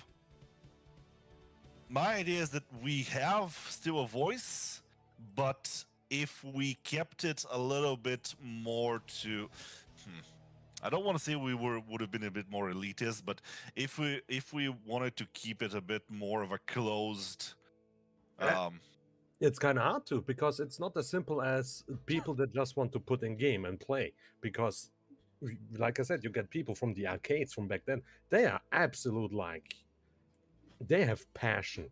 That's the issue. That's That's the thing we need to differentiate. People who are passive about it and people who are passionate about passionate. it. And it's not just, do I want to do all the programming to play my video game? Like, this is passion as well, but that's not the entire picture. Well, that's the thing. I'm not saying that it happened on purpose or that we failed in some way. I'm saying it was more of a natural thing that occurred once gaming started to become a little bit more of an easier thing. Compliance is a failure. Yeah, but well, when you're the only one yelling in a crowd of people that just say meh, you're gonna get disheartened. I know the feeling. That's me and because 40K. everyone has different. Everyone has different levels of. Yes, it's just now the whole culture and everything started to shift because it got to such a bad degree where people stopped being, well, they are still compliant, but they're compliant to the new thing.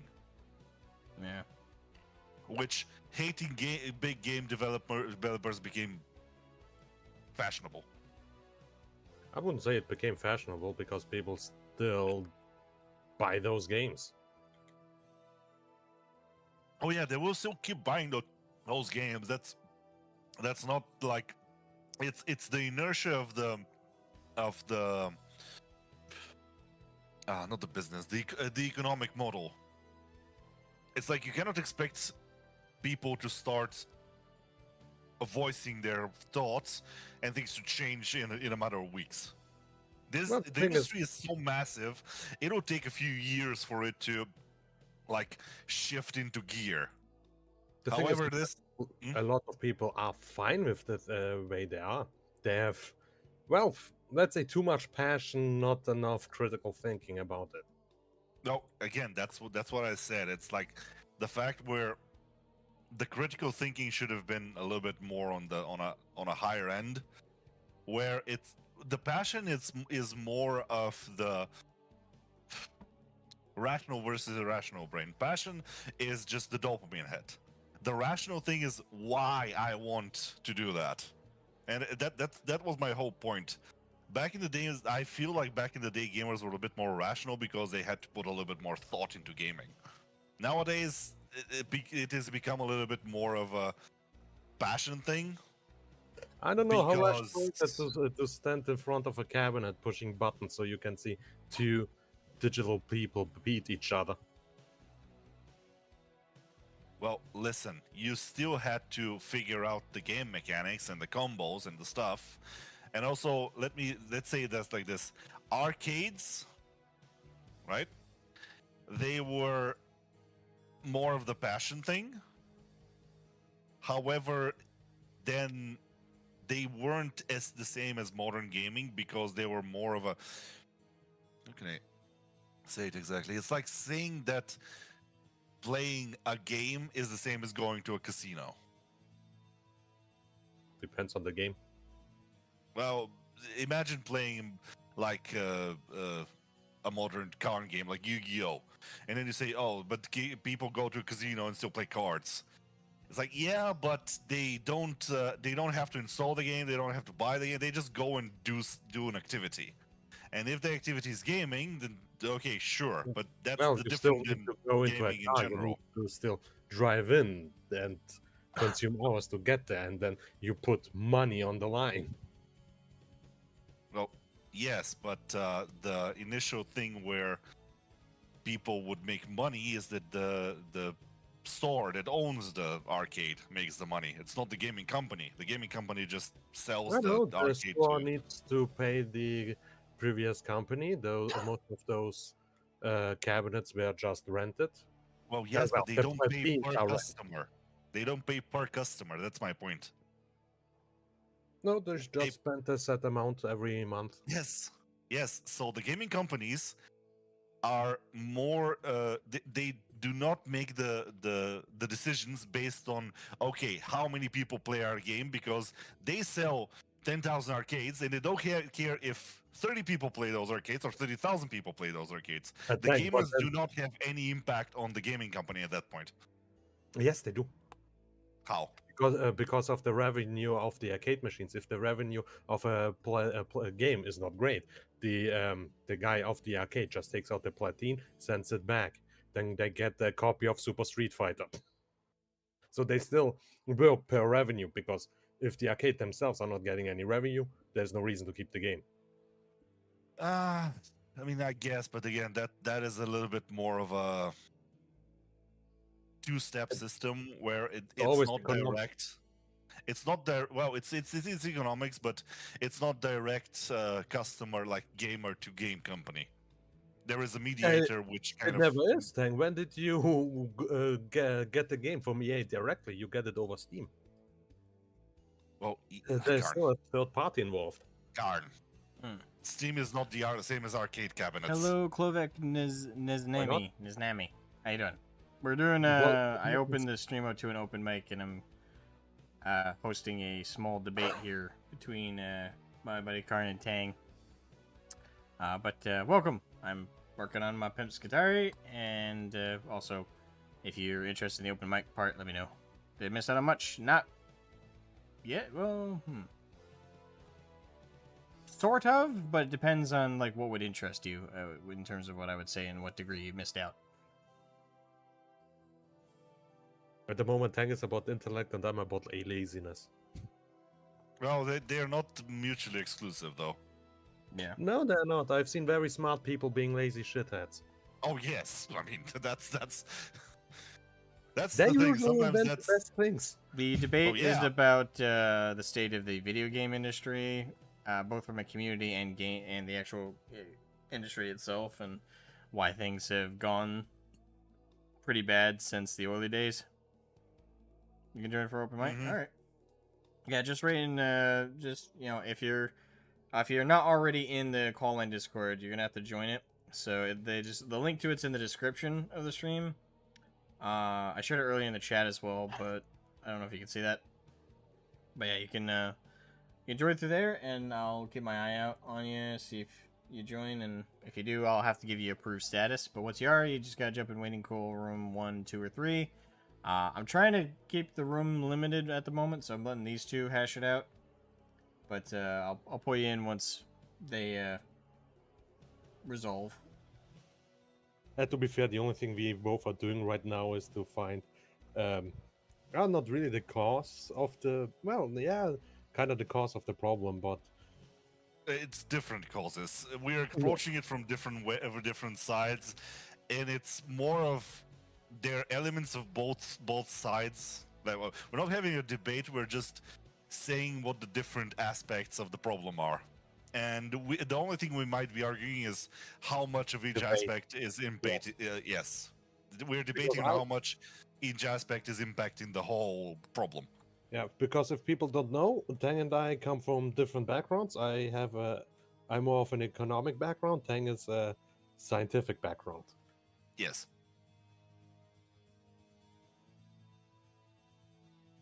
And also, as anyone who's been to any sort of bar or pub or any establishment that sells alcohol, if we could solve a problem by just speaking about it over a cold line or with a couple of drinks, that a lot of people would have solved a lot of problems. Many. Yep. I am drinking, in fact, at the moment. So am I, but that's part. That's the part of. Wait, not the part of point. Someday we should do it in real life, just to have some fun about it. Again. Well, I guess that is pretty much the point that I wanted to make. And Karen, you made some good points. Yeah, it's a complex thing, and it's not one thing or another. It just Yeah, because you can say it's sheer compliance, which I do, or it's intellect, which you do, because that can also play us around. Because some people maybe just don't know how it used to be, and that part of knowledge is just lacking now. honestly, yeah, that's a good point. There's a lot of newer, younger gamers as well. Like, Yeah, I would say to any person that is a gamer and has a child at some point, which with the current dating market is highly unlikely at this point, but oh well. I still remember the day I got StarCraft 1 underneath the Christmas tree. Like what child? Like these days, you don't have that. Well, people that know at least something about gaming and have children, if you love them and want them to be gamers as well, start them gradually with the older games first. So basically do a crash course of what we went through with your child. Maybe not every game we played at childhood. Well, the most popular ones. We shouldn't have played Postal as young teens. Listen, there are some that we agreed to limit. My brother But- lets me watch him play Quake 2 when I was a young child. Back in the good old days of the free internet, mistakes were made, and oh my god, I don't they think made we us into had that they time. made us into adults, but they also fucked us up a little bit. just a little bit. They didn't. So yeah, that's pretty much it. In terms of the earlier points, I am going to wait for the Total War thing to release in order to start making my more detailed points on it. I'm recognizing patterns. I'm not going to get the game. Oh, Yeah. this time our engine is fixed. Sure. Motherfucker, you said that during Total War 3. Total War 2. Yeah. 3 hasn't released yet. Which Yes. also Total Warhammer what? 3 is out. What are you talking about? no, it is in development, and I am following this very carefully because, oh boy. Oh, Tang is talking about medieval. Oh yes, medieval. You said Warhammer. Oh, That's what we said as well. sorry. Okay. That doesn't I actually may say- have drank a little bit too much. No, that's actually not against you, Tang. It's because more to the repetitiveness Cannot join Discord server. What? of that statement. Are you Because Clovek eating- Nezhnemi Tankisha? Because you did join. I just gotta give you approval.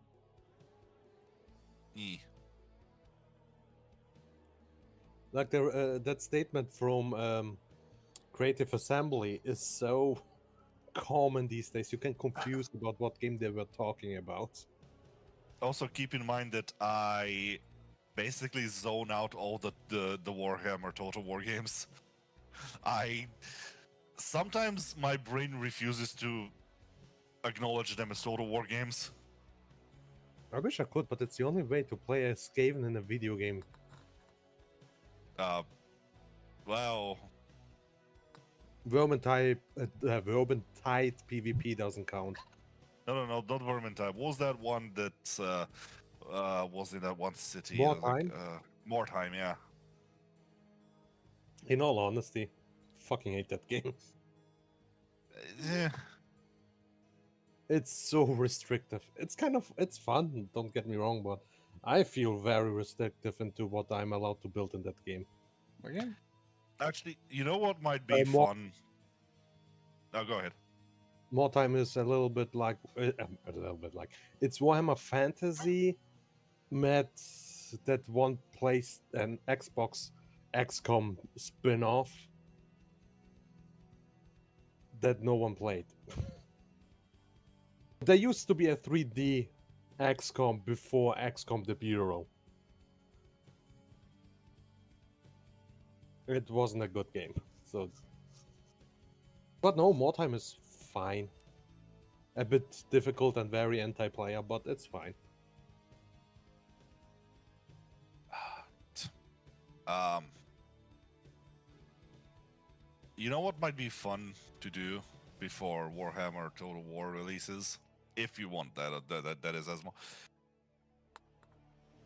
I would be interested in doing what I call a description of what I would have considered a good Warhammer Total like 40k Total War game.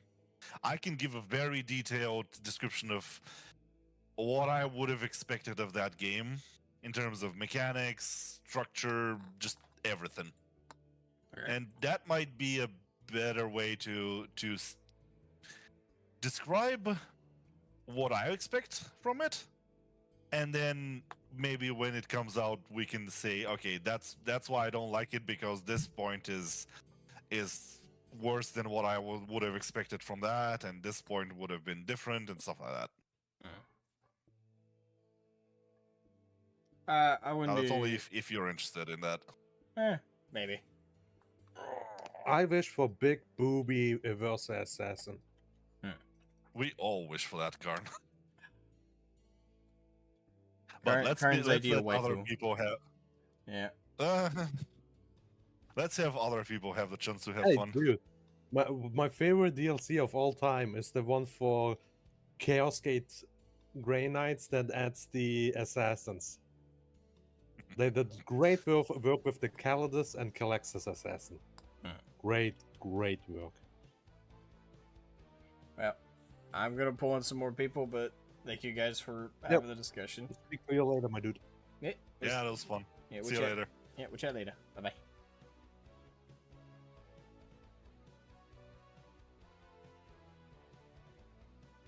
Hello. What's up, Klovek? Oh, there. Can you hear me? I can hear you. Yes. Okay, good to know. So, can I join? Or Yeah, you just did. but you're streaming right now, so we at the same time. Yeah. Oh, I guess you're probably new to this idea. So the open mic Yes. is normally I have like a dedicated like live stream where they're called open mics. Idea is there's like a topic and general questions. I pull Mhm. people in like one at a time. It's kind of like a line. Sometimes I pull multiple people in. Like this circumstance happened before, where like there's two people who have like a direct conversation they want to have that I think would be applicable to the question, and I'll have them come in and like have a discussion. But usually I pull in one Usually. person at a time, and I have like a conversation back and forth with them about the given topic. Now today's a little bit more general because it wasn't planned. I just kind of thought of it while I was working on my minis. It's like, why not, do a kind of like semi-half open mic where pull people in and we'll have like topics come up as we go, have conversations about them. Okay. Like I never heard of such an idea. Like it sounds great. Yeah. Also, the topics that you're talking about, or you wanna talk about, from what range can we actually have the debate? It's like since I don't know, from anything from games up to politics, or is there like some kind of range? Like some topics are banned to talk about, or are just not welcomed here, or everything is The welcome. only thing, You know what I mean? Yeah, I think I know what you mean. The only topics I'd say I ban usually I ban any that are outside or too outside the purview of like the given topic that's being focused on. But as like I said, this is kind of impromptu, so it's a lot more open than usual. I think the only thing I would ban is, doxable conversations, like, where you or I live specifically, like addresses and stuff, any personal information. That's bannable. Well, bannable, but it's also, just something Yeah, I that's would more- avoid. Yeah, that's more of a, like common sense stuff. You'd be surprised. But I meant, no way, really. Yeah, you'd be surprised. There are some people who have come on, and I've had to mute them because they were in the middle of describing their home, like their exact location. Brother. Yeah, there are people, believe it or not, who are very naive. Well, thank God I'm paranoid. Yes, that is the healthy thing to be. Okay, so I wanted to debate about some kind of topic that surrounds the Warhammer 40k community and Okay. how I think the community is the most important aspect, because the community actually is important in that way that preserves maybe the IP, like Warhammer tabletop game alive. For example, I would say Half-Life, but some people are actually not does disagree on this topic, and they think it all belongs on the creators of the IP. What do you think about this? All right, so I'm gonna make sure I understand the question. So, Sorry, do you need me to rephrase it? well, I'm gonna tell you what I understood from what you said, and you Okay. tell me if I understood you correctly. So, if I understood you correctly, your question is when it comes to like the issues with Warhammer and Warhammer 40k, and also in regards to like preserving it and maintaining it, it's more. Well, it's not necessarily more so, but it's equal parts or to a strong degree on the community, not just the IP holder. Am I understanding you correctly, or am I Yes. understanding? Okay. I would say you are correct. We kind of see it a little bit with BattleTech and Catalyst games, and their IP. Like when it really comes to like the BattleTech community, their game is entirely held up by their community. Like the company that Mhm. technically controls the IP has shifted like what 4 or 5 times over there, but the community has been consistent and has forcefully kind of like maintained it and policed itself. 40k, in a sense, has done the same thing, although we haven't had a change of stewardship of the IP. Games Workshop has always controlled it and still to this day owns it. But I would say the most important thing for 40k is definitely the community. I mean, I would say, at least in my experience, you'd be hard pressed to see too many people say that the IP itself is, or I should say, like Games Workshop is the ones to blame for every problem when it comes to the IP and when it comes to the community and when it comes to 40k.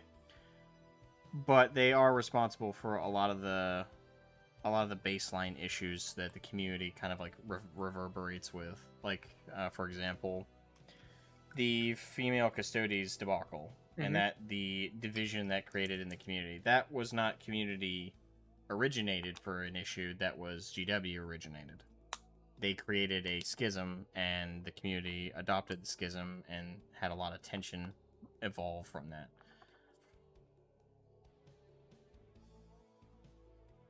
Okay, that actually makes sense, but when it comes to GW, some people, what I've noticed, there are multiple creators that wanna be neutral, or they present their political idea, like Bricky. I never understood the thing what he said in the video, like why he even said that, but basically what his voice was, the point around the female custody was what I understood. His video now is unlisted, sadly. That he likes the idea and it is like his politics. I don't know if he's like something like a liberal. To be honest, this kind of thing. I'm European, okay, so Yeah. I can't. It is kind of hardly understandable for me what is to be like have the liberal idea or the following the liberal agenda or whatever it is called in America. I apologize for that, but No, basically, we over here who aren't liberal, like myself, I'm not liberal at all. I don't understand it either. I understand as far as like what they say and what their like goals are, especially the goals that they don't say that they have that are very obvious that they have. But yeah, I wouldn't envy anybody not understand. Or sorry, I wouldn't judge anybody for not understanding the politics over here, and especially the politics on the progressive left and liberal aspects. It's self contradictory a lot of the time, so that's fine for you not to understand. I would say it's normal. It seems illogical It because is. the universe of the IP is set up in specific way. It is like apolitical, to be honest. Well, Mhm. apolitical in sense of back then the Warhammer 40k came up in like the late 80s, to be honest, and fully started in 90s, what I know. And um, those like liberals, they wanna put some kind of ideas into the IP that even contradict the setting, but they are even fine with it because that idea that eventually destroys the IP, the identity of the IP, it actually suits their political view. And it came to me like, do they actually think about the IP or the hobby they are in, or they No, just wanna push their no at all? no.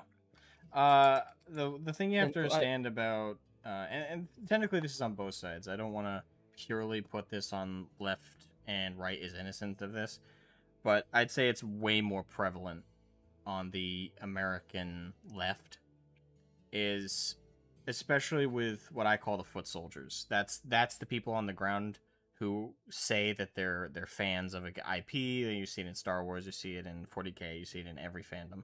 You have a bunch of people who enter or have been in it in a given like hobby for a long time, and they subscribe to a left-wing perspective. A huge part of leftism, especially modern leftism, is indoctrination and a cult-like mentality. They believe, and they believe this, mind you, they believe that if they force their politics into every hemisphere and make it so nobody can ignore them, that they believe everybody will acquiesce and or support them, and or they'll at the very least be able to flush out the people who don't agree with them, and they go after them. They try and ruin their lives, whether that be socially, economically, or both. Sometimes legally as well, but usually they default with just social and economically if they can.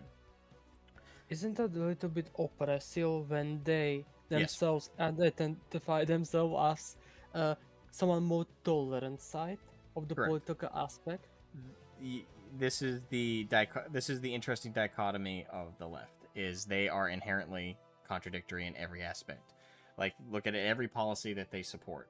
They say, "Oh, we're against gender discrimination." Yet they are the ones who implemented DEI and discrimination based on both race and gender. Where now it's just the reverse discrimination that they say they're against. Like, they say broadly, "Oh, we're against discrimination." Okay, but then they fully support and fight, and I do mean fight. They even getting physically violent. They fight for policies that go entirely contrary to what they say. It's because in most cases they don't know what they're saying. These are people who have not been taught how to think. These are people who have not been taught thought processes. They've not been taught debate or peaceful resolution. They've not been taught how to engage in argument. They've been taught to fight an argument. They've been taught how to fight. They are indoctrinated. They are a cult. They fundamentally will do whatever it is the people above them in their party tell them is the right thing. And even if you present to them empirical evidence that they're wrong, they will ignore it because it was not presented to them by their chosen superiors within their political party. It unfortunately, one would assume like this only involves or only goes as far as politics itself. It's like, okay, they're like that at caucuses, which are kind of like in-party meetings of a sort where they kind of select everybody for like who's running for office and like who's going to represent them in like in a political manner. You know, you would assume, okay, that only applies to direct political spheres, but when it comes to things that are supposed to be fundamentally unrelated to their politics, like 40k, like a hobby space, a hobby store, or we're talking about video games, we're talking about anything outside of their like actual direct politics, they would leave that at the door. Well, no. That's the difference between the left and the right, I would say, on fundamentals. The right believe in a separation of these things. It's like, okay, we have politics for when we fight about like policy and taxes and things about the country. That has its place, and separate from that is everything else. Our day-to-day lives, our hobbies, our movies, everything else is supposed to be separate from that. It's not that the things that we keep separate can't reference politics or can't use it as an inspiration for something, but we don't directly like for example, the right believes like, oh, a movie can have political themes, like it can have like a theme of politics. It's like, okay, like is invading another country for resources we lack morally right, morally wrong, or is it something that's morally wrong but has to be done regardless? We believe in the theme can be there, but what the left believes is you can't just have the theme. You have to not only have the issue, copy and paste it as it is right now in real-time politics. It's like, okay, what are they saying right now? Copy and paste that in this fictional thing and present it to everybody there. Because again, it's about pushing the politics. It's about pushing the narrative. They want to indoctrinate as many people into their way of thinking as humanly possible.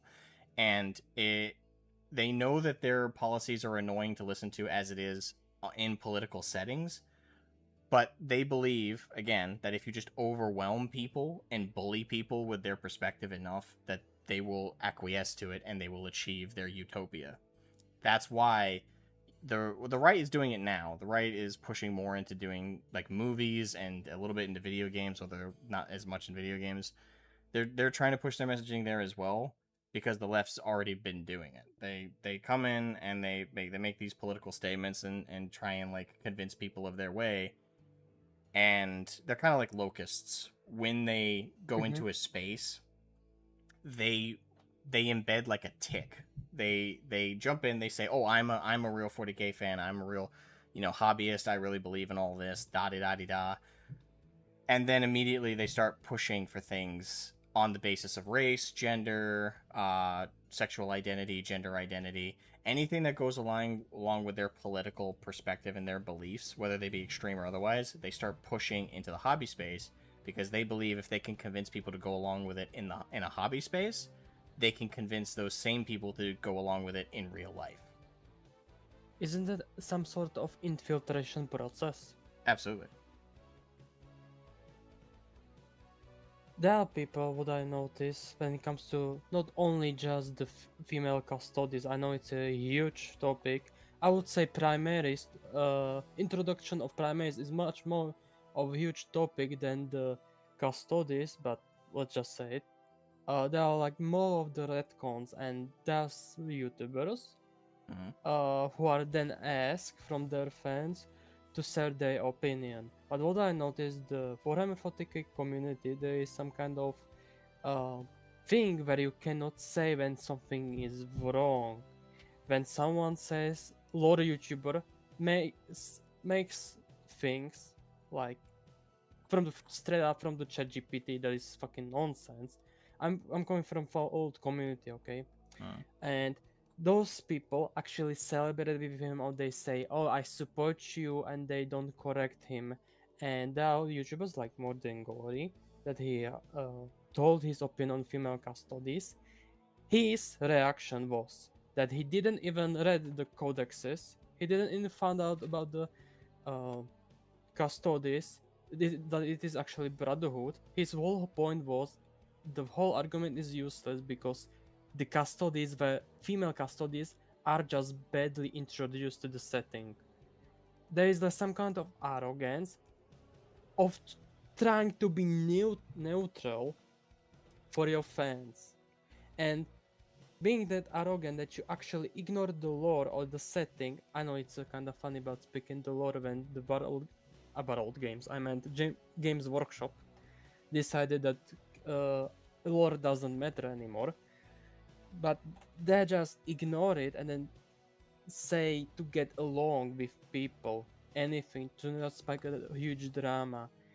In follow community, we had someone like Oxhorn that he made a video about the Robco and the Atomic Wrangles, or the company, I don't remember, but it was something with Atomic. And the whole lore video was about who owns those robots. He rewrote the Wikipedia because he found out later that he said bullshit, and he was scared of the backlash. So he not only like one Wikipedia page, but he deleted multiple ones to make himself right. But later, well, I found out it's a bullshit video because I played those games. I even read the terminals. Okay, but later, like through months, they found out and they actually made not only videos but even community united as a whole, which is hilarious because whole community is divided. And the YouTuber called Oxhorn got what he deserved. He got the backlash, and instead of apologizing, he doubled down. And you cannot see this unity in Warhammer 40k community. It's like they just don't really care. They are still at the introductory stage in the IP. When you are like new into this, you see cool stuff. Oh, bolters. Oh, las guns. And they don't go further in the rabbit hole. They don't read novels. They don't even do codexes. Some of them don't even play the game. Correct. And they are still at the service level, and it seems more like arrogant. How do I say it in English? Basically, surroundings with bunch of arrogant people. It's not like a LARPing. It's just they will not make a decision to go further, and they act like they know everything, and there's some kind of, as I said before, the arrogance. And this is what I notice in the community so much. What should we do to these people or to the community to not be like them or to make it better? Because the old world community, they actually care about their IP. When the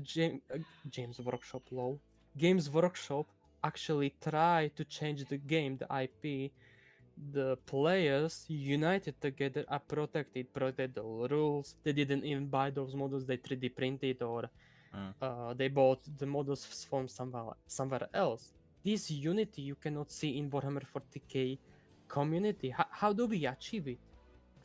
There's no unity in this. The problem is with achieving it is, well, first of all, even with like the Fallout community situation you're talking about, granted I don't know too much about it. I'm a fan of the Fallout games, but I've never been part of the community necessarily.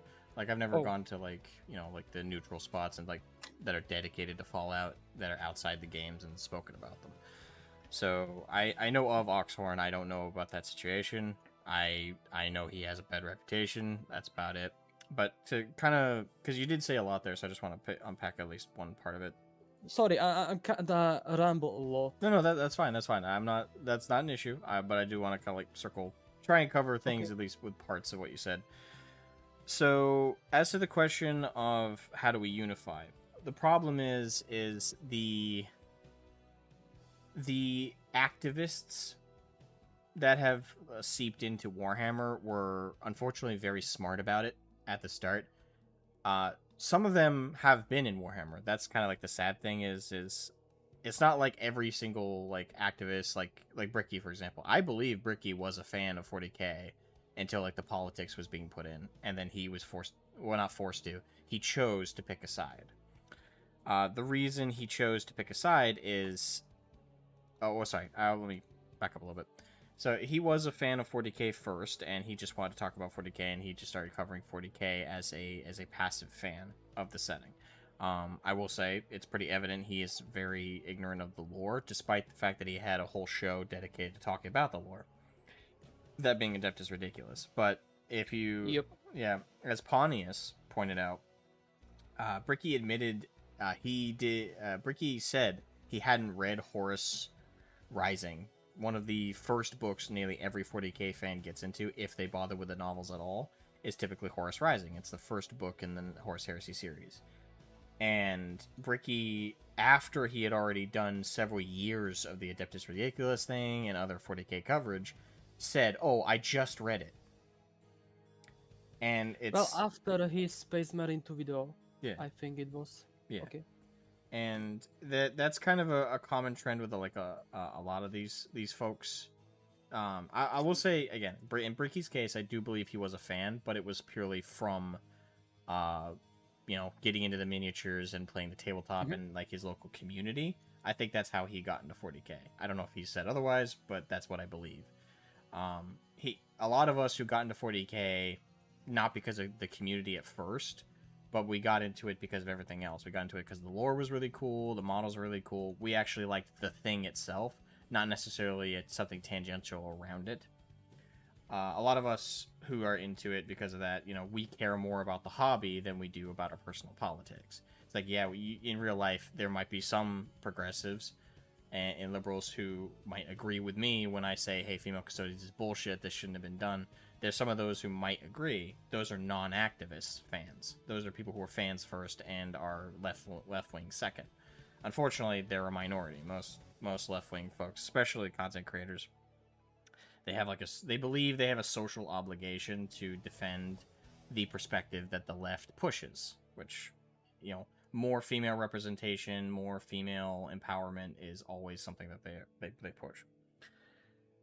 Now, when it comes to the Unity question, I wish I had a good answer. I really do. But it's a really hard yeah, I mean, question, to be honest. so many of these activists have been in the hobby. Technically, they're not in the hobby in a substantive way, like I was just pointing out with Bricky and how he only read Horse Rising recently. A lot of these people are part of the community in a partial way, so they got their foot in the door, but these people have never been true fans of 40k. They're in the 40k space because it's in most of their cases, like Demon Fae Shay, for anybody who knows that person, she is a person on X that really pushes the left-wing ideology into the 40k space and has actually earned quite a following on X and other places. These people didn't jump in the door immediately acting like assholes and activists. They started out being normal people, but then they started to push the agenda when they felt that they could get away with it. And unfortunately, that created a very strong divide in the community. That's why we have the issues we're dealing with right now. So for us to unify in a substantive way against these people, it's kind of hard, because as it is, 40k as a hobby space, like Fallout's very, very narrow by comparison to 40k. You have the video games, that's the core thing that everybody's into, and then you have like the tangential material. But with 40k, you have a lot of different pillars that have resulted in a lot more people flooding in, especially in recent years. We have the video game fans, we have the lore fans, we have the tabletop fans, we have the mini fans that aren't necessarily the same thing as tabletop fans. We have so many avenues in which people have entered the hobby and are dedicated to the hobby, that really picking out like what would be the community, quote unquote, to unify is hard in itself. Like, where is the line? Is there a line? And also, you gotta get most of the community to agree. Now, I would say the vast majority of fans of 40k aren't even online. Well, they're online, but they're not online in the sense that they're engaging with debate or they're engaging with the bullshit arguments, like they get into politics and stuff like that. Most 40k fans, typically you'll find them at hobby shops. They're just playing the game. They're just painting the minis. They're at most listening to some podcasts or some music when they paint minis. It's something they do purely for escapism, and they don't really engage with those conversations that occur. So we would need what I would call the silent majority of us to hop online and push these people out. And that's the other problem, is you can't really push people out who don't elect to be pushed out. Like, we can't actually physically force them to turn off their accounts and never post about minis again. We can more or less just use the same tactics they've used on us for years. Like, if they had, like, you see it happen to Arch. Arch staunchly doesn't agree with a lot of these activists in regards to 40k. They went after him, called him a racist, called him a sexist. They called him everything in the book to destroy him socially. And that didn't partially work. It worked as far as they were able to trick GW into renouncing him as a content creator, even though he has been one of the most prominent creators around 40k. and disagree or agree with him on politics, irregardless of that, as a 40K member of the community, he was attacked and destroyed, or attempted to be destroyed by these activist types. And a lot of neutral parties within the hobby space saw that and want nothing to do with it. And that allows me to circle back around to what you were asking about with Mordian. I like Mordian. I'll be upfront with that. I think when it comes to Mordian, he's afraid. I do think he is, and you know, maybe he disagrees with that notion. I wouldn't know. I don't talk to him about this. Lately, I don't talk to him at all, but that's mainly because I just haven't really been keeping up with Mordian. But I think him and the people who try and play the middle of the fence or play neutral between the Wokehammer and Warhammer fans, I really think it does come down to they saw what happened to Arch or similar situations to Arch, where you disagreed with what these people said. Oh, you told them, hey, Femstodes isn't a good idea. Hey, Femmarines is a shitty idea. Why would we do that? You know, the people who dared to disagree with these people were attacked, called every buzzword in the book, and like cherry-picked evidence was brought up. They will destroy you, so attempt to destroy you at the very least, socially and economically, if they can, for daring simply to disagree. You don't even actually have to go after them in the same manner. You can simply tell them, well, no, you're wrong. Or no, that progressive thing you're trying to push in the hobby, yeah, that doesn't really fit. You can say that to them. That's the only justification they need to destroy you. You are an enemy to the cult, you're an enemy to the ideology. And they will destroy you for it. So Mordian and the other creators that tend to go on the neutral side of things, they saw that happen, and they're terrified. You have to understand, a lot of people are cowards by default. I've learned this very directly over the years. And to be fair, you have to understand the thought process, right? It's like, oh, do I want to have my because a lot of these guys also financially benefit from their like being YouTubers and stuff like that, right? Some of them have even made a profession out of it. They see it as bad PR to go against either side. It's like, oh, okay, if I say or give a take on this that's definitive one way or the other, I'm alienating a chunk of people, and people are terrified of that. So that's why Mordian and I think Dreadanon, I might have the wrong creator, and I apologize if I do, but there's another creator out there I know that was very like middle of the road, like, oh well, I don't really care either way about the Femstodes thing. These people are terrified, and it's not just my theory, by the way. In regards to Valric, for example, I got it on good authority from someone who spoke to him about it.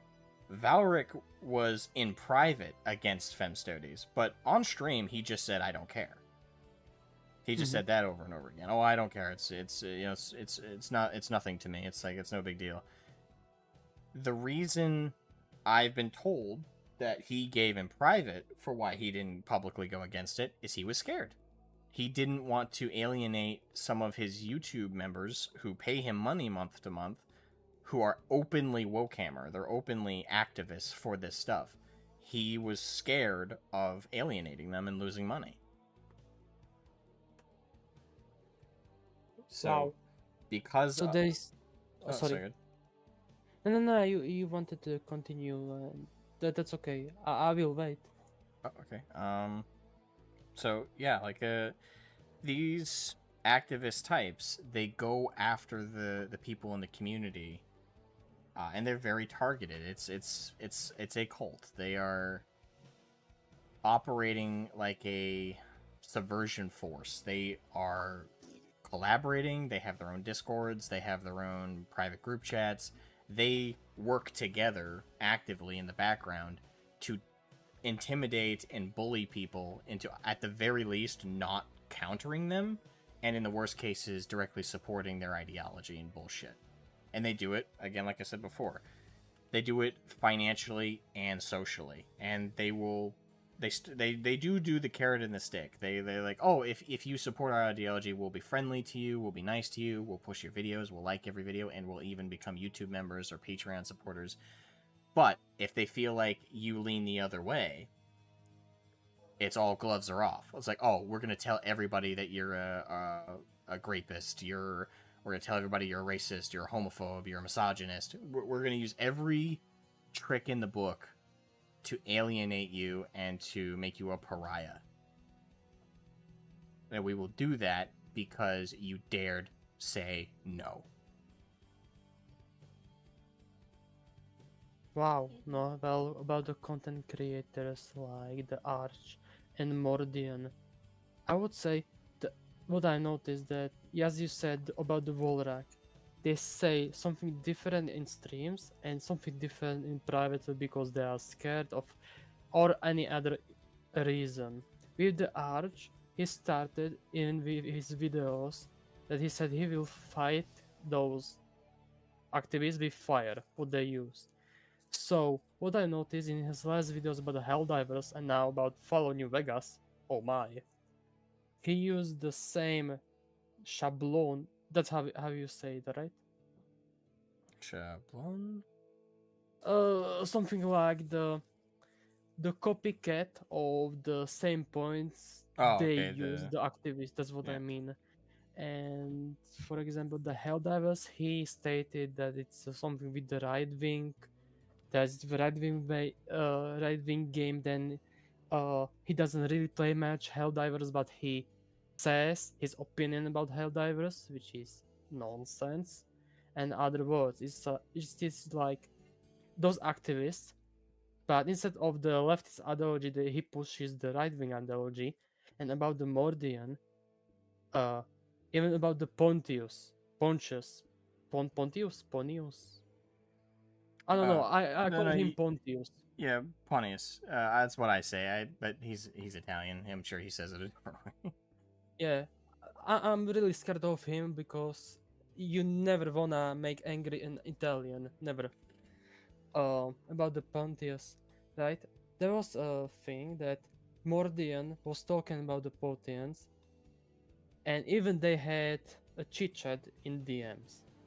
Basically, what I know from Pontius that Mordian agreed with the Pontius that yeah, I can see what you did, that you are actually not doing the drama, and actually you are teaching the people how some YouTubers like Arbeitis pushes the ideology instead of being lore accurate.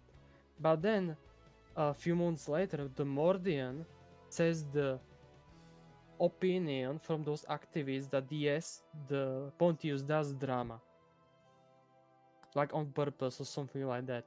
I have the stream in the link. I can send it to you. He was talking about the various content creators like Nello, etc. and more. So basically, what I noticed, the Mordian, it is like in DMs he's someone else, on streams he's someone else again, and in videos he's pretending to do something. It's disgenerous. Yeah, I mean, I don't really trust him. Sorry, I like Mordian, but I don't really trust him anymore. I He's understand. like two-faced. Yeah, What to do with these people? I don't have a good answer to that. I would say maybe I'm more forgiving. I've never understood personally. Maybe that's why I'm still a small creator. Maybe there's a benefit to it, but I've never understood being one person in my content and being like if I'm playing like a character, right? I'll be upfront about it, but I don't know. This is where I kind of say I'm a 40k hobbyist that does YouTube. Mordian is a 40k YouTuber. Valric is a 40k YouTuber. These guys, they're creators first, and that's why they're big. You know, they focused on creating a following. They made entertaining content or informative content, and it's become a living. Once it became a living, it became something they could be threatened with. Me, I don't want to be too judgmental about it. Being two-faced is just a way to survive in the environment. Like, I understand that aspect.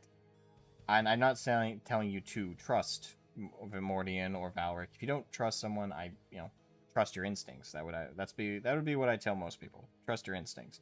If you, for some reason, feel not to trust this person or that person, whether it's me or anybody else, trust your instincts.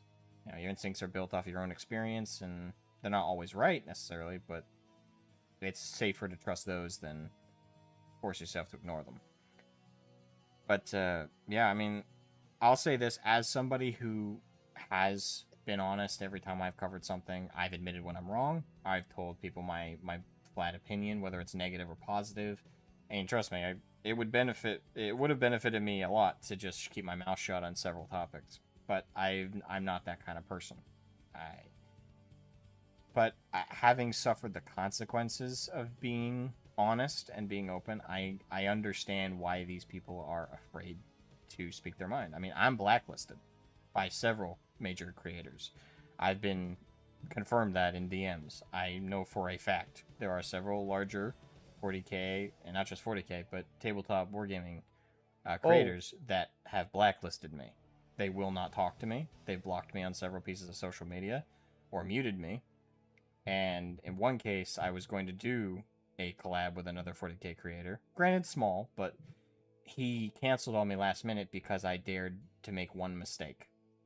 I defended Arch when people were cherry picking and lying about him. And I said this stuff is bullshit. And I lost out on a collaboration because of that. I don't regret it. I did the right thing. But there are people who are scared. They're scared to piss off the mob. They're scared to be harassed on social media. They're scared to get treated rudely and badly. And I get death threats. I get, not as much anymore, thank God.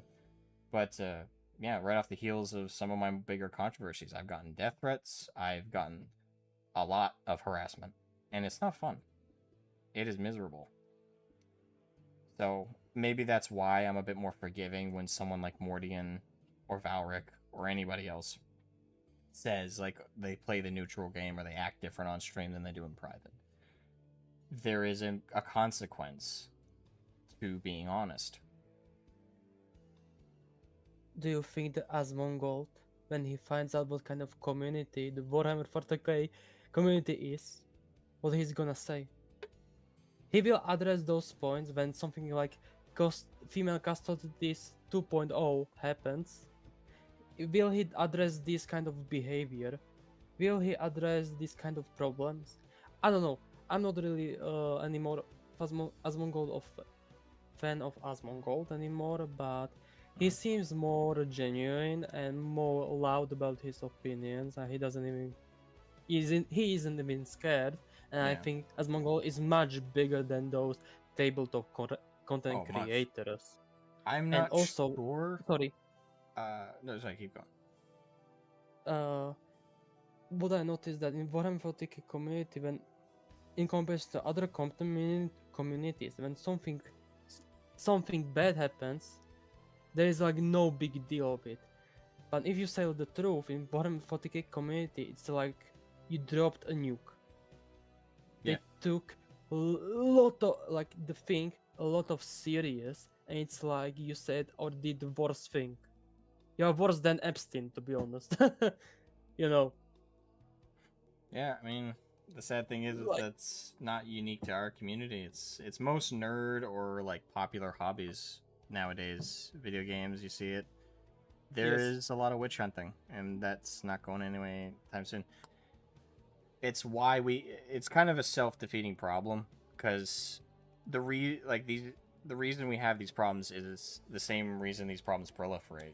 It's like with the activists that like go after people, threaten them, and like orchestrate attacks against them and their reputation and their names.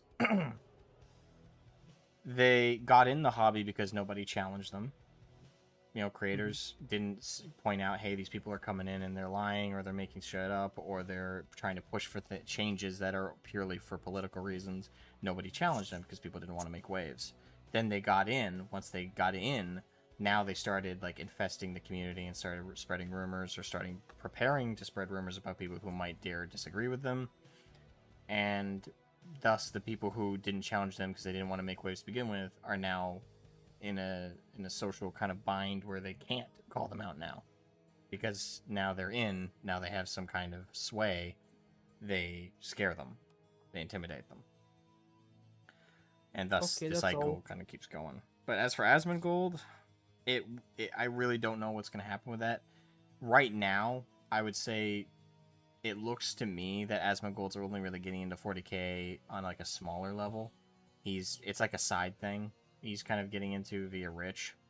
It may not get to a point where he becomes aware of the division in the community. Right now, Asmongold has like the normie perspective on the 40k hobby, which is they see the minis, they see the lore, they see like the cool animations, and that's what they're kind of stuck on. Getting to seeing what the activists are doing in the back end, see what they're advocating for, getting involved on that deeper end and like the debate and the arguments back and forth. That takes a lot more investment than I think he's gonna have. But I could be wrong. I hope I'm wrong. I hope that, you know, he gets actually invested and gets to the point where he sees what these people are saying and doing and pushes back, because we really do need a big voice to do that. I mean, we have Arch, but he's already been made a pariah to a good chunk of the community that will not listen to him even when he makes a valid point. And, you know, I'm, like I said, I'm blacklisted by a lot of bigger creators, so I'm not going to get to do a collab where I can spread, you know, the awareness past my corner of things.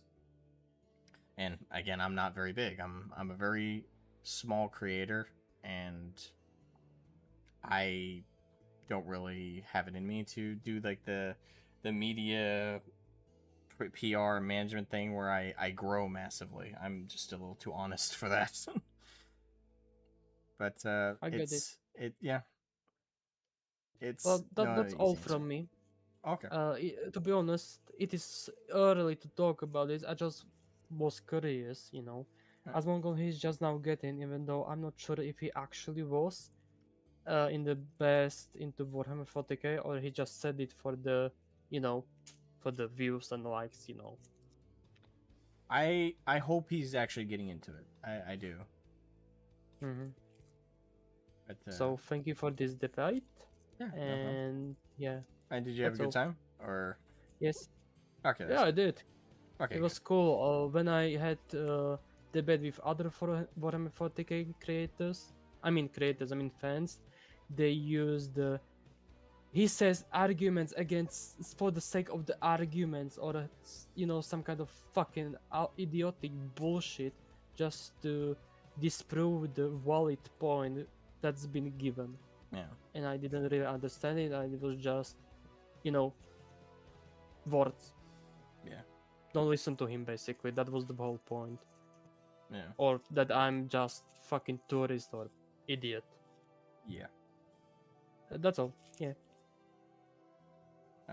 So I'm gonna leave. Yeah. Thank you for coming on. It was a very nice conversation. Yes.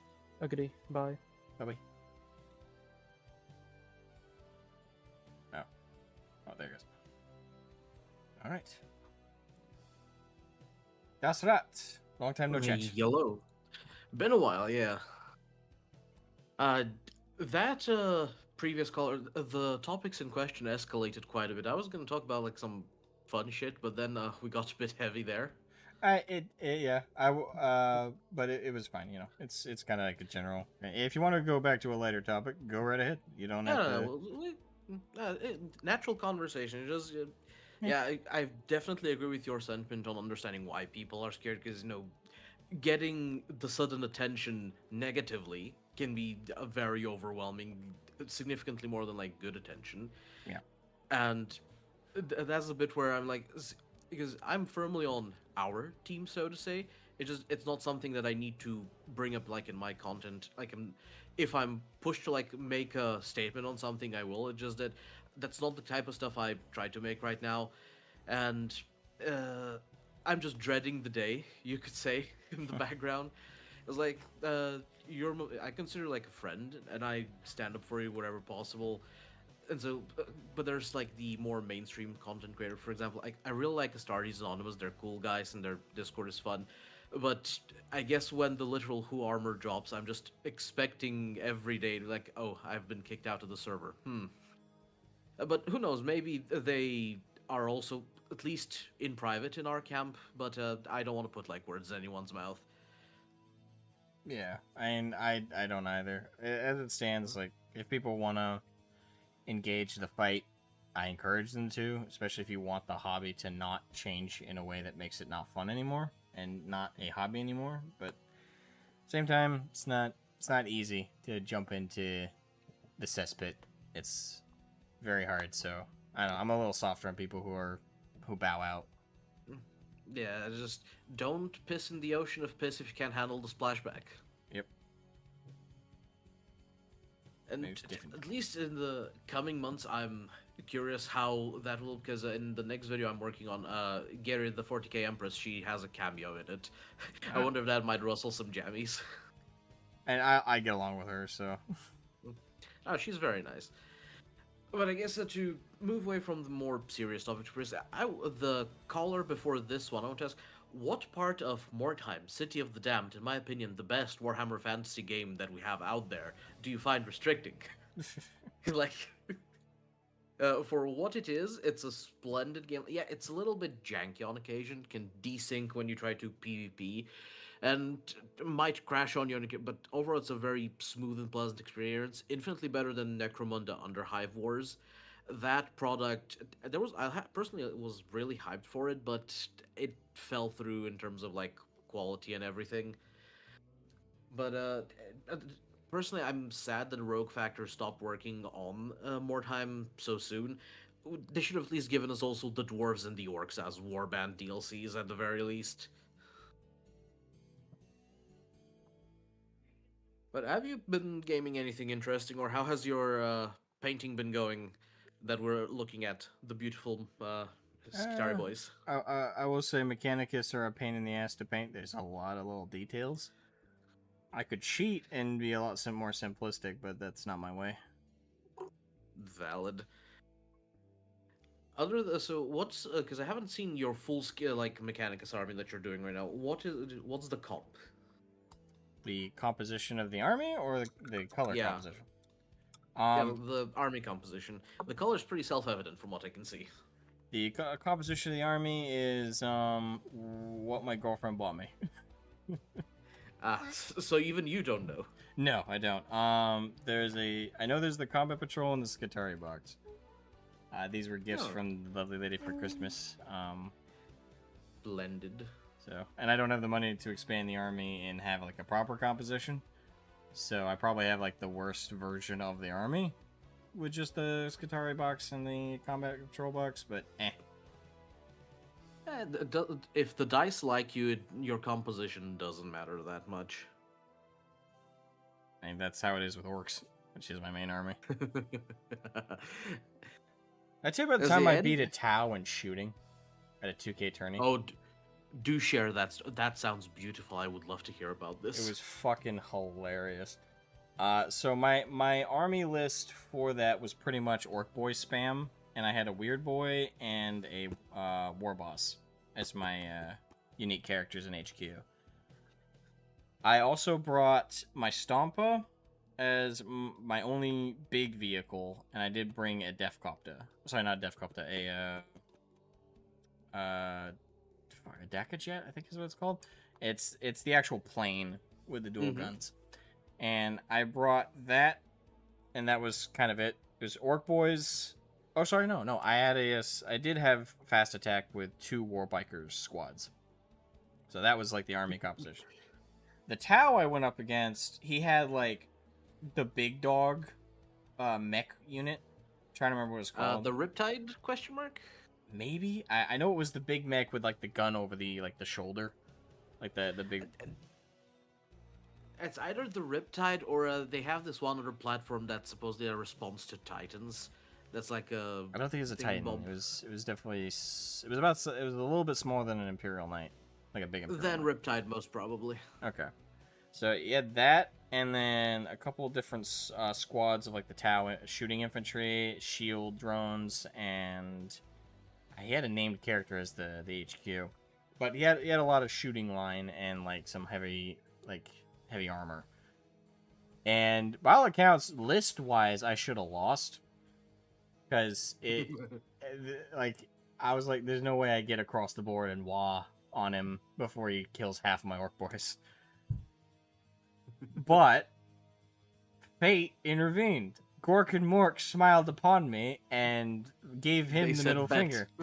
He was rolling ones on every shot, Oh, that's beautiful. including the big guns. And I shit you Oh, not, yeah. I was rolling sixes on fucking every one of my shots. Orc boys were killing Tau infantry in range. Music to the ears. Tau suffering is always good. It was I felt bad for him because we're on round 3. I almost tabled him. He only had the big mech and like one squad left. I have him literally pinned in the corner. I'm controlling all the other points. And he's rolling ones still. He's getting a couple sixes in there, but it's pretty much like ones and a couple sixes. And I'm rolling sixes. And at that point, I was wawing on him too. And Oh boy. when we had to call it for the round, I went over and I shook his hand. And he's like, "Can I roll your dice?" I went, "Yeah." He rolled my dice and they rolled ones. Just a test roll. I felt so bad. I almost cried. I was like, "Oh my god, what did you do? Did you like break 1,000 mirrors? What the fuck happened?" Like it was so beautiful, and like everyone else at the tourney, like that, like we when we finished our round, we were waiting everybody else to finish. A couple other people were finishing up, and we were telling them about it, and they were like, "No," and I was like, "Yep." I killed him mostly in shooting, not even in melee. Not even no. It was. Oh, that's gorgeous. Oh yeah, I should not have won, but that was amazing. That is one of the most memorable parts of 9th edition I have, is just crushing Tau as orcs in shooting, and not even I didn't even have the actual good shooting units for orcs. See, this reminds me of that animation. Come on, let me shoot my fucking railgun. You've been firing for 9 hours. Hold on, I get another roll here.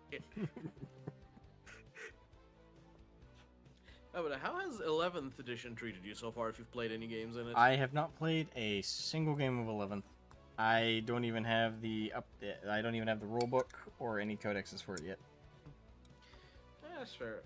Thankfully, our local club where we gather, they have like the what's its face, the mission deck with like the cards and disposition and stuff. But for actual rules, most people here just use a Wikipedia. Very useful resource. And best of all, a resource that's actually better quality than the James Slop Shop app and also their websites. Has everything neatly organized, and it's completely free to use. Yes. I like Wikipedia. I have had to use it a couple times when I was in a jiffy, and I didn't have the right stuff in front of me for information. So far, I've only gotten one game in against Custodes. How did that go? Respectable 75 to 62 for me. No, 72 to 65, where he was mainly infantry, and see, usually from the previous games I've played against Custodes, they were just dead hard, and so I was. But apparently, Land Raider Redeemer is good into them. Quite good, apparently, because torch that guy, if you know the tank meme with Brad Pitt. Also, Melta. Funny, the funny weapon that does the whoosh. The whoosh. I'm the one, how do you say it, Luddite, crazy person of the local group who despises Prevar, so I run an entirely firstborn list. And, you see, tactical squads, give them Melta, and funny things happen. I respect the commitment. Though it's not like it was a complete wash. Trajan Valoris is a scary motherfucker. Man's on his own killed 5 Terminators and the Librarian attached to them in a single fight phase. And near the end of the game, my opponent brought in one 5-man squad of Custodes Guardian Spears from the from like a Deep Strike, and I used the grenade stratagem on him and dealt him like 5 mortal wounds, so 5 out of 6 dice. He used a stratagem that gives him 4 up, feel no pain against mortal wounds, and he saved 4 of those. A pants shitifying moment, if there ever was one. The scariest bit was he was playing a purge disposition where you know how the dispositions work overall in 11th. I do not know. Essentially, purge is the go kill shit to get points, and originally I was gonna run my army with the like a Fort Fodder Seekers, which is the salamanders specifically around Vulcan to Shan detachment, because it was also what's its face purge the foe, but they nerfed it to be priority assets, which is just go around the map, do actions, so stop being able to actually deal damage to the opponent. So I went back to the Iron Hands detachment, Iron Storm Spearhead, which is take and hold, and it's hold the center objective and get points like that. And thanks to that, Land Raider managed to secure the middle quite firmly for like 3 solid rounds, and things kept going after that. Now, before Mordian's event, because I'm going to, I think I've mentioned this to his Apocalypse game on the, like, not this week, but the next week, end of the month, basically. I'm gonna play one more game, like 1,000 points on this Wednesday with someone who's, this is their basically first 40k game proper. They play like, what are the other small games? Combat Patrol, Kill Team, some of the Age of Sigmar stuff.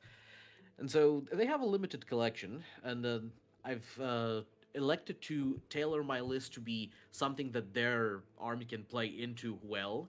Because okay, do you have enough like anti-tank? Are you more infantry or whatnot? Is in one of my very first games, I essentially didn't have any anti-tank, just a 5-man Devastator squad with plasma cannons, and I went up against like several the repulsor executioners and a land raider. And if you on your first game, if someone just brings something you can't scratch the paint off and they body, it's not fun for anyone. No, So that I hope sucks. that I'm trying to make a list so it's more even, then we have a fun game like to the last round. Oh, no, it's probably a dumb question. Never mind. Oh, do share.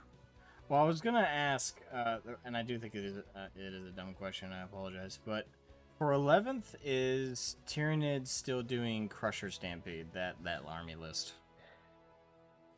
Well, see, I'd be happy to tell you if someone played Tyranids where I'm at. Really, nobody?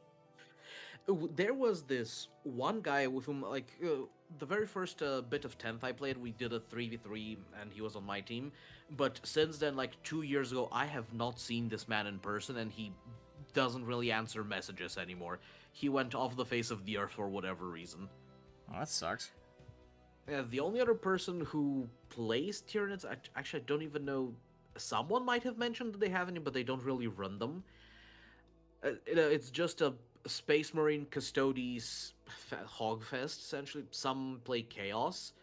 Quite a decent number started picking up Guard, but and one British man who lives here in Bulgaria, he has a Votan army also. But that's generally it. And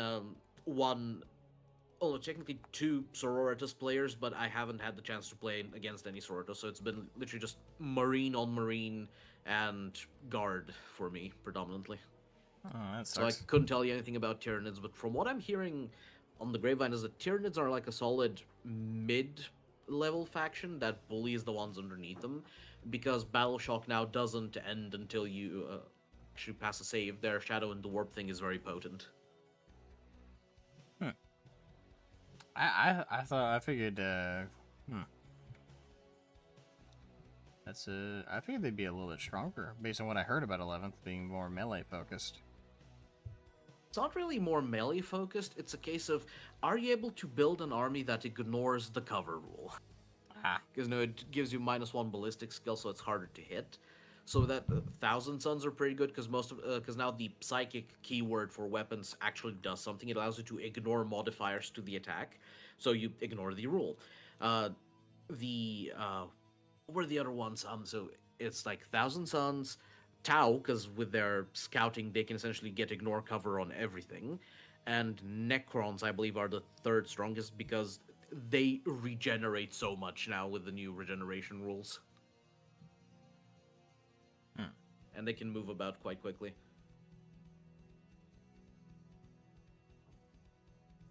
But to be fair, at least from personal experience, the cover stuff hasn't really played that much into it. Then again, I run a mainly like mid-range army with like melta range dreadnoughts that are spec'd for melee and stuff like that. So cover doesn't play that much role for me.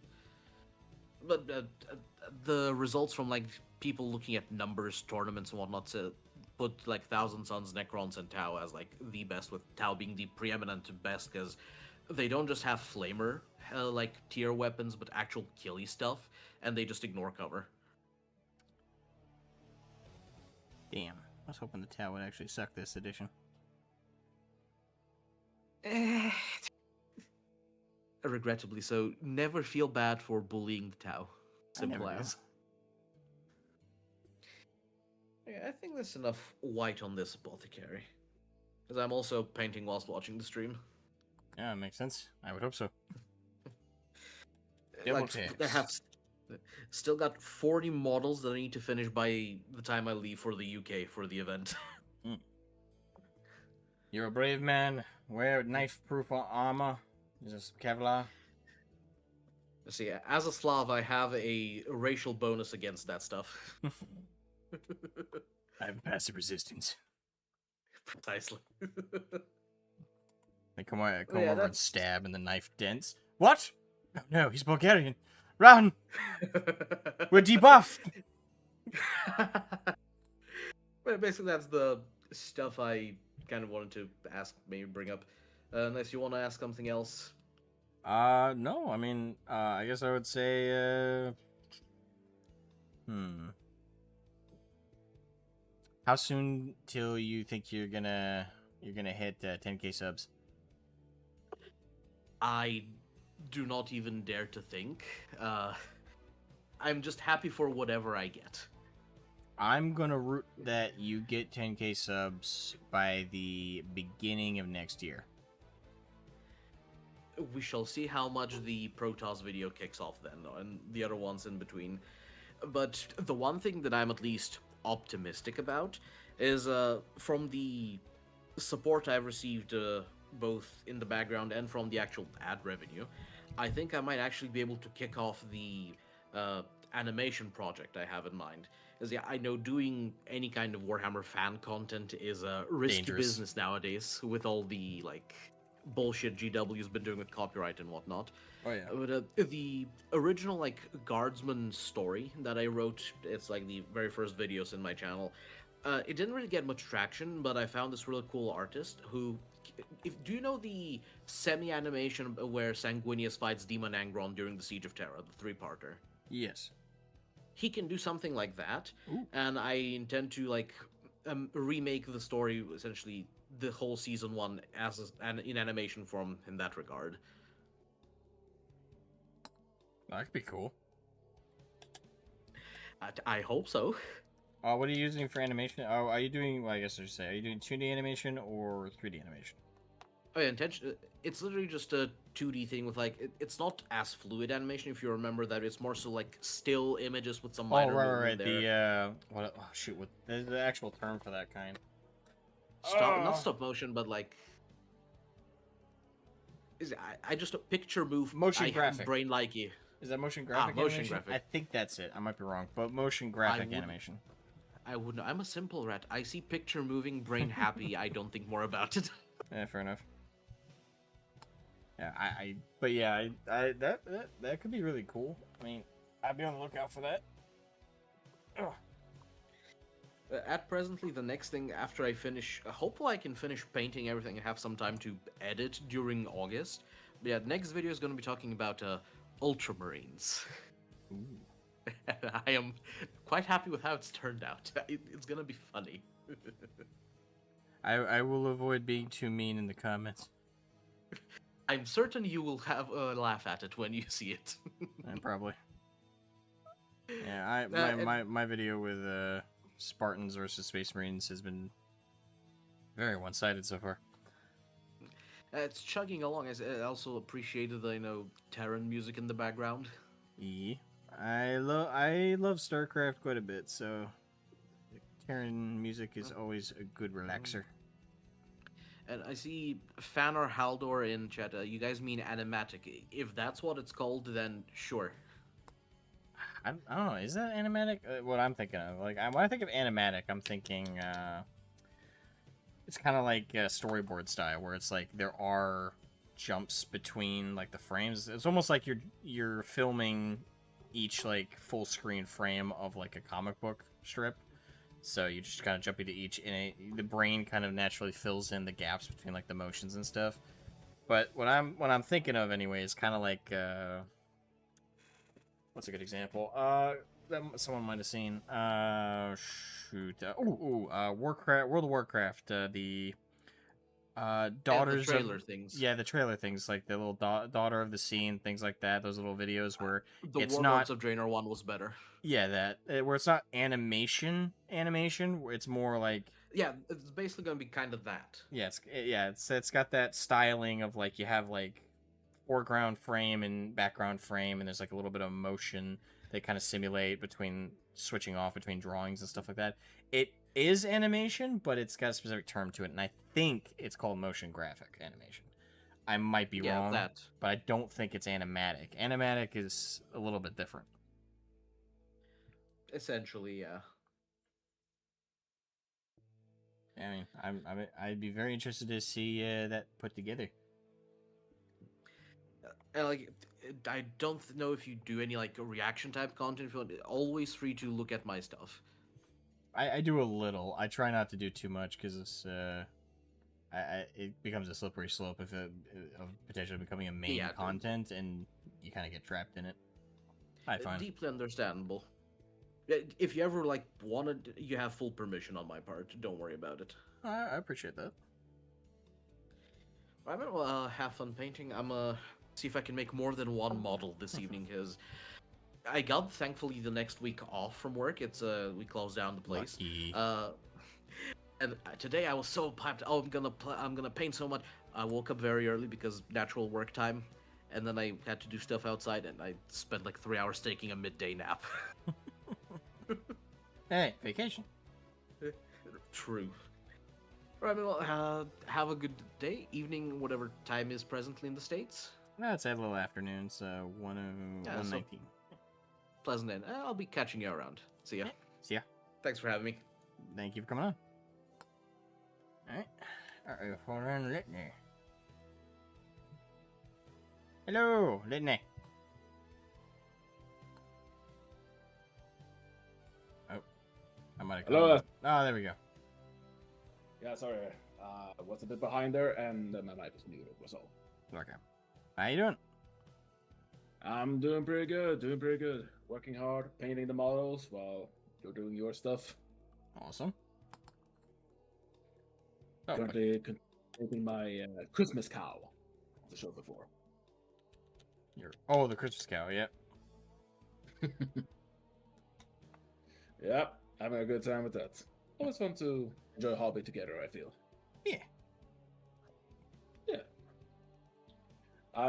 I've also been writing a bit on a script for a funny little thing. Ooh. Yeah, just for the shits and gigs, I'm doing a script for a Covenant in 40k topic. How well would they do? Where would they fit in? How well would they handle things? And who will utterly demolish them if they went to all out war? I have my opinions on that, but I'd be curious to see. I know you do. What you have to say.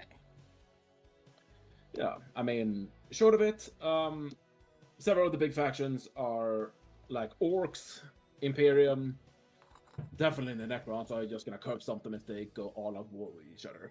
Like, not even a joke. That is very true.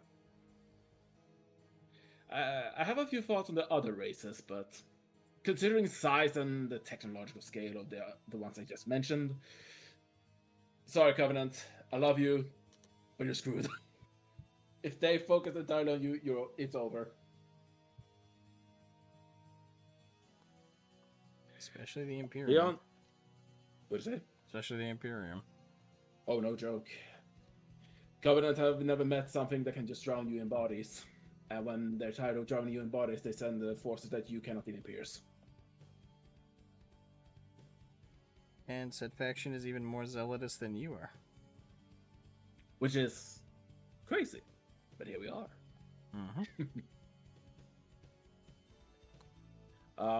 I think I'm not gonna linger too much on this particular topic, but I think one of the fun topics that I thought of with it is that the Covenant might just well suffer an internal war already when the moment they end up in 40k, which would destabilize into Kingdom coming back. Oh yeah.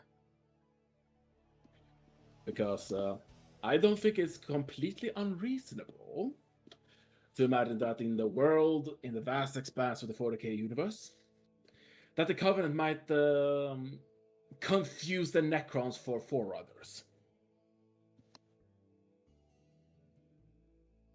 And if that happens, I mean, the thing about the Forerunners, even to the Covenant, is that they don't know what the hell they look like. No one really knew until Halo 4. Halo 4 doesn't exist. It doesn't. It doesn't. It's non-canon. But yeah, like no one really know what they look like. No one know what they look like. The technologies are very similar. They are equal. They are about equally parts stupidly overpowered, and they do a lot of horseshit that is beyond reason. So I don't think it's unreasonable for the Covenant, at least a splinter faction of them, to imagine the Necrons being the Forerunners, evolved or ascended. And that will cause destabilization in the Covenant. They will probably have a schism again. And the ones who join the Necrons will just become frauds at best. And experimentation puppets if they end up with Ceres. I wouldn't see the Necrons responding too well to the Covenant. I don't either. Especially if they refuse to submit. At least when it comes to Sarek, the Silent King, it seems to have had a bit of a habit of being not necessarily compliant or negotiable, but willing to listen to people, at least, before demanding their subjugation. How kind. How kind of him, indeed. Am I not a benevolent god? He may be one of the most chill and kind on the Necrons, but he's still a flippin' Necron, and he doesn't say much.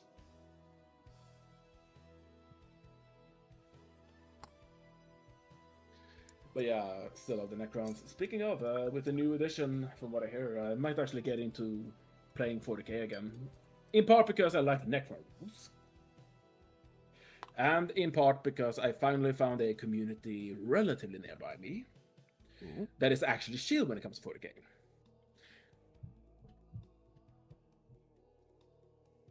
And I'm not saying this is a whole across the board 40k thing. It's just my anecdotal experience, you know? Yeah. But I have not had a good interaction with the 40k community in my vicinity. Sticklers for color schemes and how much painted is right to be painted and things. You deal with an elitist sub-community. Exactly. But I finally found the people who seem to be pretty chill. So I might try get into Necrons again. Well, hopefully. That'd be good for you. Yeah. I mean, my interest with 40k begins and ends with Necrons, but that's good enough for me. Void Dragons and Sarek, here I come! The orcs are looking at you with disappointment. Learn the art of the crump. I do enjoy their crumping and I enjoy their funny rules. I just don't take too much interest in them as a culture, though I find them extremely hilarious.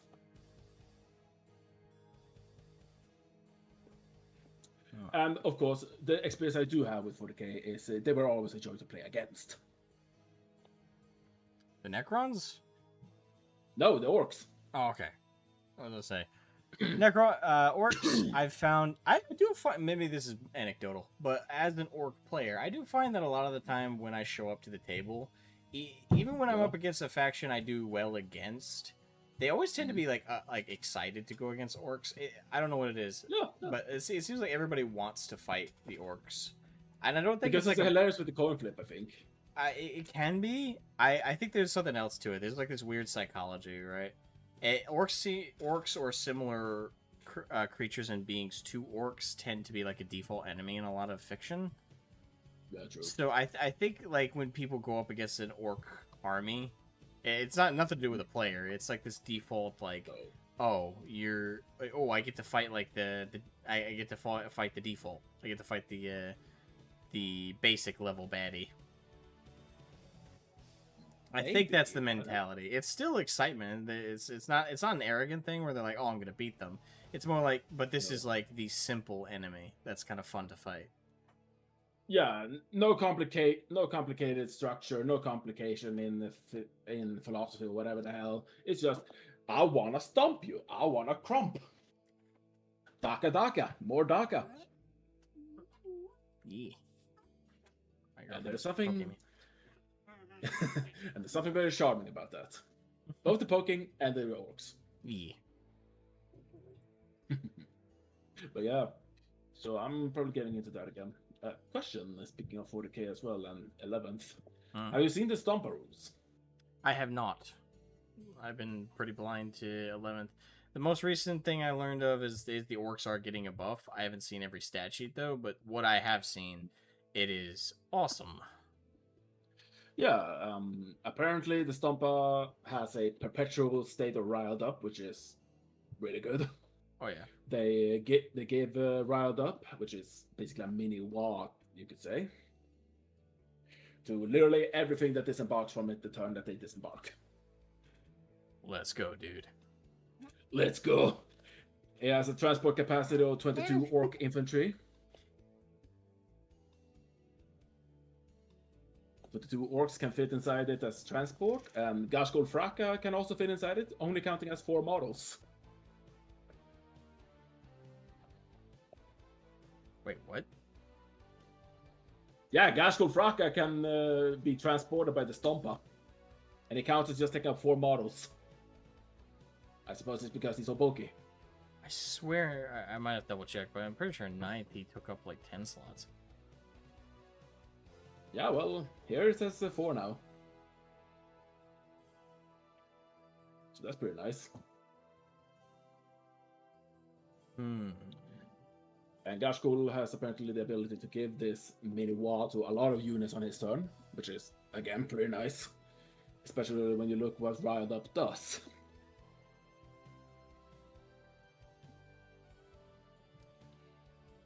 So, imagine you take like a squad of, let's just say, 22 orc boys right in there, together with 18 orc boys together with a Gashgul Fraka. The moment they step out, though, they get 5 plus invincible saving throws. Their range attacks have assault, and when they make an advanced move, that advanced move does not prevent that unit from being eligible to declare a charge. So you get to go out, you get to run up, you get to charge, you have 5 up invuln, and your range attacks as assault. Hooray! Hooray indeed. Seems like the Stomper's on the rise. Lovely. Almost makes it worth all the all the ass amount of time it takes to assemble a fucking thing. Almost, just almost. But you have 1, or did you have 2? I have 1. I will never assemble another one no. again. The one I have Fair is the one enough. I have forever.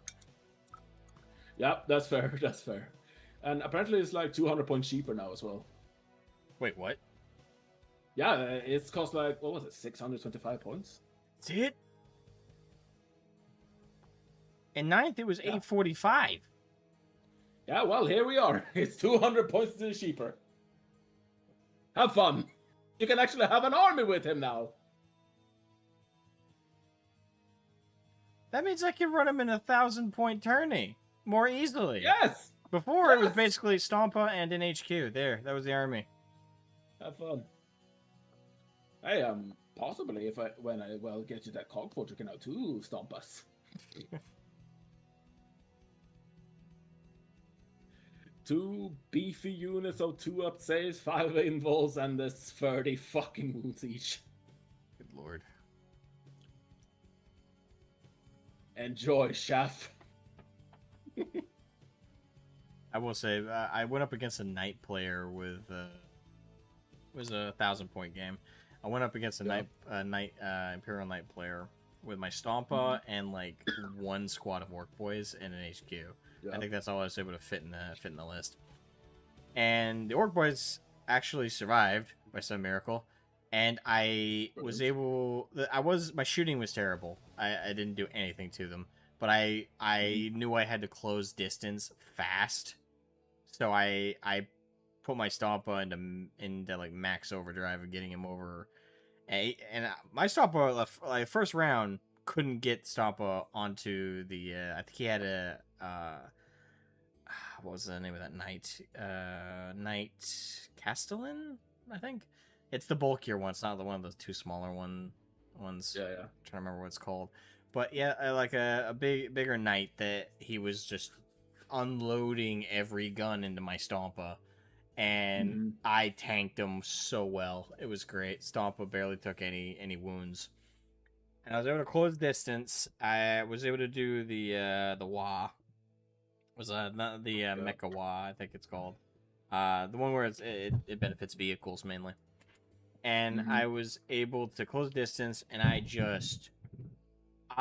went to town on ripping apart his larger knight with the Stompa and melee. It was beautiful. I lost a lot of wounds in the back and forth, but I tabled him. Oh boy. He only had that big knight and the 2 smaller ones. That was his whole army list, and I knocked him off the board. Oh, that's beautiful. My Stompa had exactly 4 wounds left, but I didn't have any of my squads or my units knocked off the board. It was great. It sounds quite lovely. I mean, to be fair, it's really hard to even like bother with the Orc boys when you have a giant Stompa currently turning you into scrap metal. Yup. Your water looks like strawberry/chocolate milk. Well, it's paint water. The Yeah, thing that'll is, do if it. anybody didn't know, they could easily mistake it for that, though. You want to try it? No. Come on, lady, have a sip. Me. What? My thighs are ticklish. Uh-huh. How dare you? Okay. You can punish me later. Oh dear.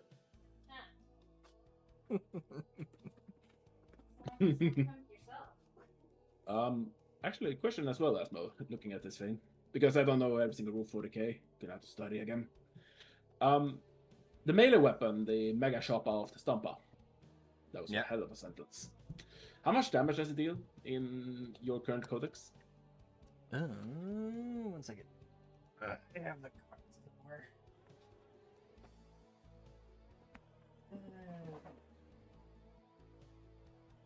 There you go. You did. I just ran into one of those paper thingies.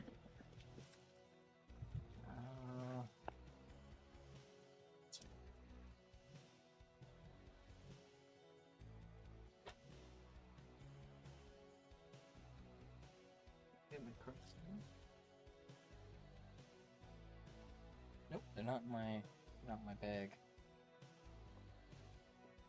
Your bag full of foam. Huh? You the bag full of foam. Well, the foam's to protect the minis. I know. Here comes all the orcs. Huh? Here comes all the orcs. Some of them. It's nowhere near all. They have 10,000 points of orcs total, I think.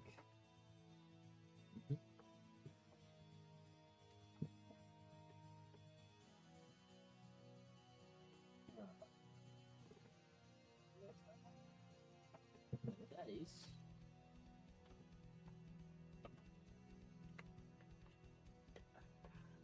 I don't have the data card, apparently. Well, not near me. I know I have it somewhere, but it's not where I thought it was.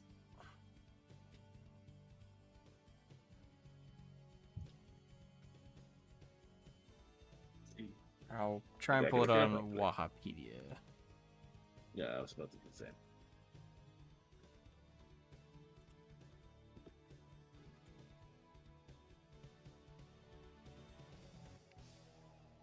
No.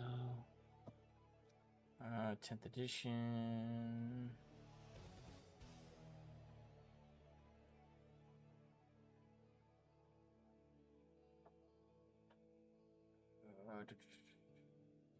Stompa.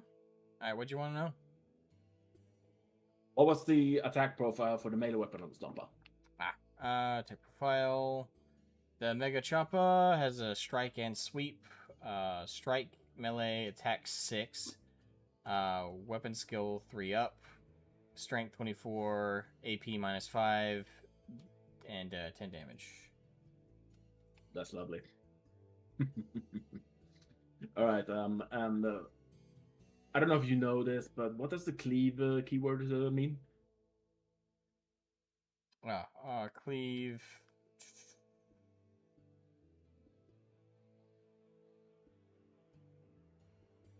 Cleave keyword. Trying to remember. Never mind, I looked it up. Granting extra attack die against large units.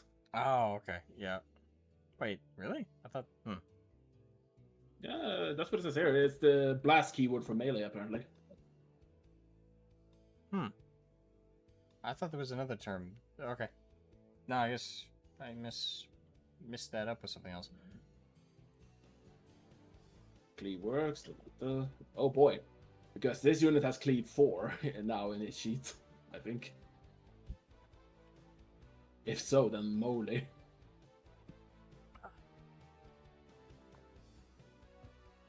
Oh, you have 5 units against me, eh? Here. Have a whole extra 4 attacks on my melee profile. Yeah, Stompas are a lot of fun. I'm happy they're improving them for 11th. Took them long enough. It did. The Stompas, I would say, have never been a bad unit. They over just by stat lines, but they've always been bad point wise. Inefficient, yeah. Like if you're not running a 2K point tourney, like if there's a 1K point or worse, a 500 point game, you just simply can't run them. No. Like they're a unit you get when you're only expecting to do larger games. Exactly.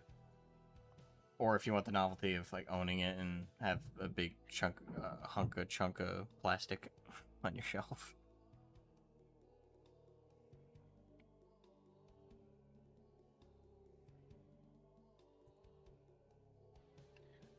Yep.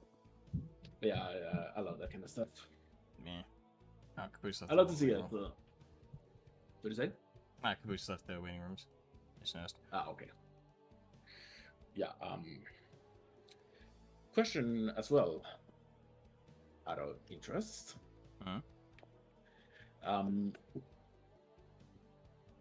You might not have ever even begun to play anything the 11th. I don't know if you ever have any interest for it, but do you have any interest of the new orc models that came out? Well, that are coming out.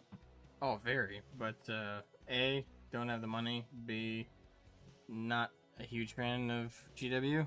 So No, I get it.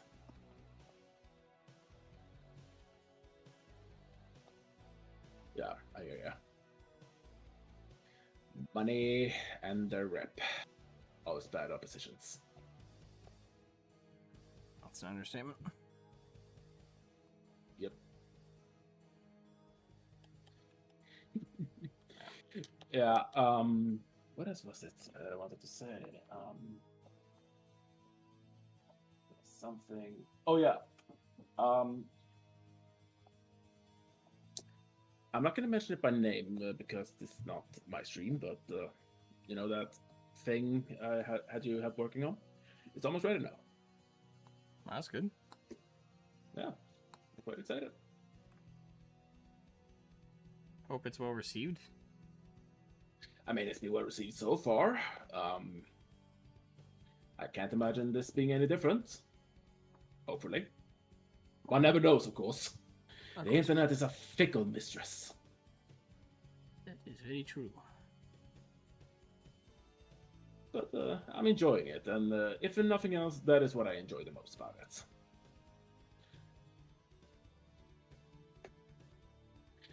What else? Final note on the matter. Not that matter in particular, but how do you feel about you talked a little bit about Bricky and some of those creators before, from what I heard. Yeah. Before I had to go for a while. One of the critiques I made in regards to Alex Bricky is that he was a fan who maybe got some lore and stuff wrong quite substantially at times, but eventually he kowtowed to the well, how do you say? I think Bricky has always been a leftist and has always been woke. He's from Yeah, no, Cali, I believe after it. all. Yeah. But I would say that he was, before he made any takes in regards to that kind of stuff, he was a fan first. Like, he wasn't openly political, which I respected at first, but when it came down to it, when it was a question of remaining neutral, siding with the side that doesn't agree with his politics, or siding with the side that agrees with his politics, but what is ruining the hobby, he made the choice. His politics was more important to him than the hobby. So he sided with that crowd. Yeah, true. I have my issues with Valrak, but to that extent, I respect him substantially more. I was a bit peeved at one time when he said this, but in hindsight, I kind of respect it all the same. When he was like, I'm paraphrasing him a bit here, where he basically just said, "I don't care about the drama. I just want to enjoy the models."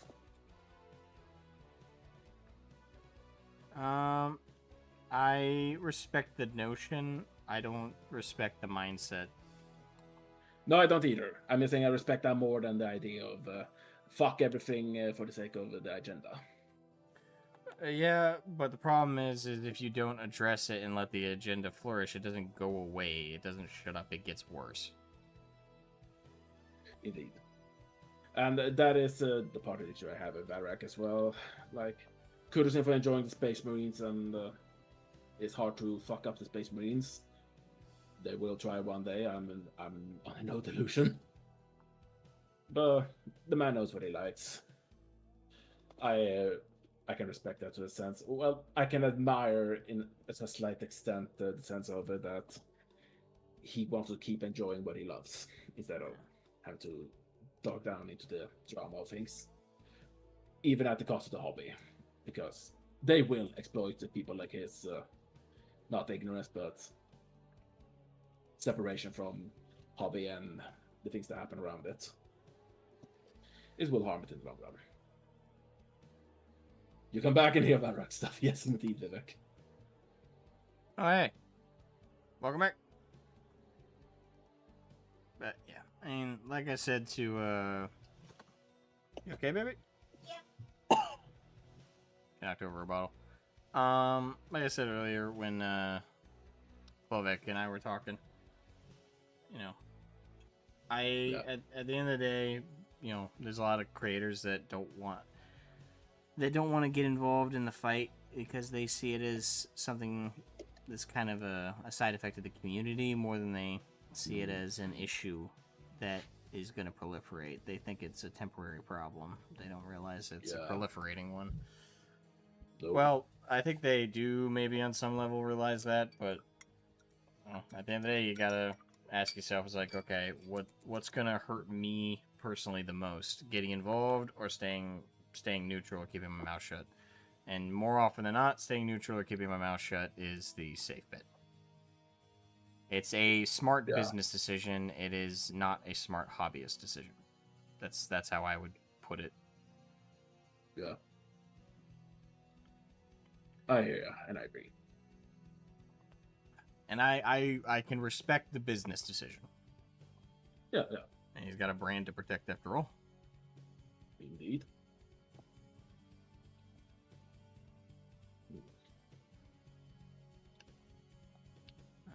Okay. But Talking hobby with you, man. yeah. Oh, thank you for coming on the open mic, though, didn't you? Yeah, absolutely. That was a pleasure. Yes. Likewise. I'm gonna continue painting my ogres like the 6th edition one from Fantasy. You know, when they were a little bit gray greenish in skin tone. Mm-hmm. Real old school artwork, not this fat human Mongol style they got going now. No harm to people who enjoy that style, but I really enjoy them looking kind of inhuman while still looking human, you know? The Yeah. skin, all that. It looks cooler to me. No, I would agree. There's just something charming about it. Like pre greenskins, they almost look like greenskins before they became greenskins, except they're not related at all. But yeah, Oh, I forgot to do that. I'll return to painting and keep on having a good time, Asmo. I'll keep hanging in the stream if you keep on. Yeah, thank you. And yeah. Have fun. See you around. Bye bye. Bye. Yeah, that was the last caller, so yeah, just me in the chat now. As someone who considers Valric a friend now, that's not entirely accurate. What part? His line is female space marines. Okay. Wait, what part's wrong then? Confused. He's very open about that. Okay. Fine. It's a pretty far back line, as far as I'm concerned, but I mean, it's a line at least.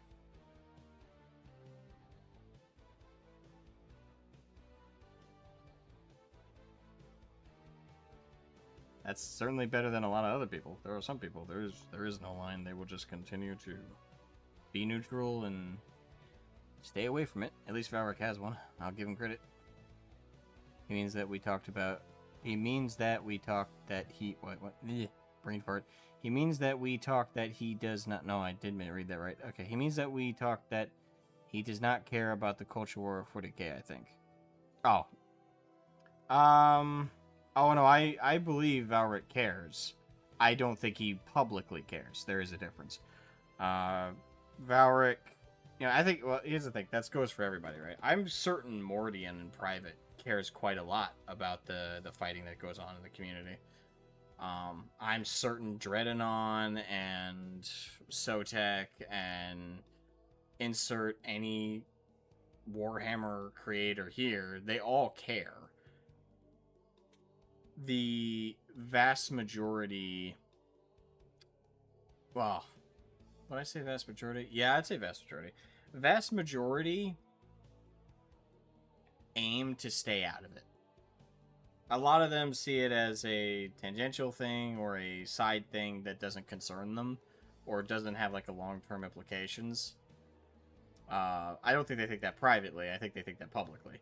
Publicly, it's just not worth the headache of fighting about it. Valric cares more than Mordian, I think. I didn't used to think so. Recently, I would say yeah.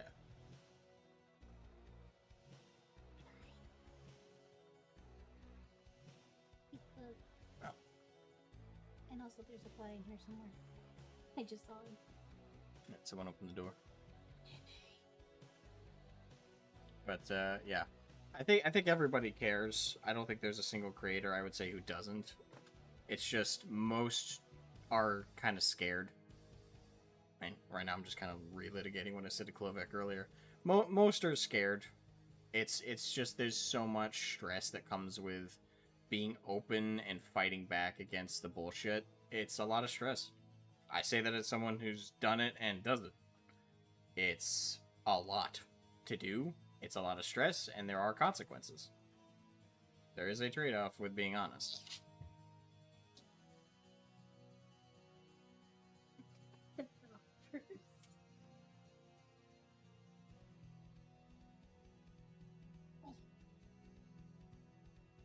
Take off your sweatshirt. It's a blanket cozy, but yes. Uh-huh. Okay. Oh, oops, sorry.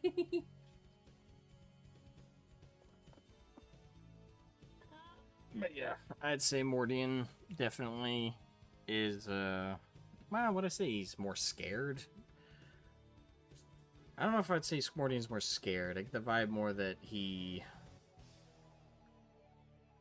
What's the word? There's a word I'm looking for. Shoot.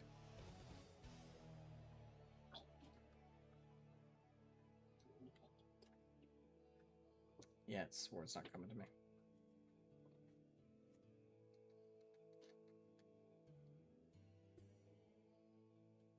And shoot.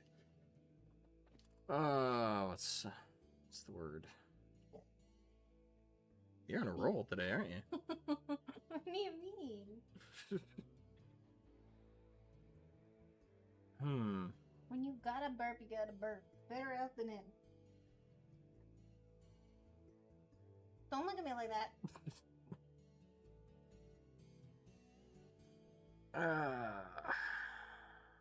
Nah, the word's not coming to me. Fuck. Oh, I pumped the disc. My bad. Mordian is politically more centrist in general. Valric is working class from Manchester. Maybe, well, yeah. I mean, actually, I would say, like, that makes sense from Valric. I don't know Mordian's background, but yeah, I guess so. I mean, as I personally see it, centrism is no different than what's the term? Again, it's the term I want to come back for. There is a term that I'm trying to re-bring up in my head, but it's not coming to me. Fuck, I hate it when that happens. Like, there's a word I know that I have said that I want to use here, but it's not coming to me. It's driving me nuts.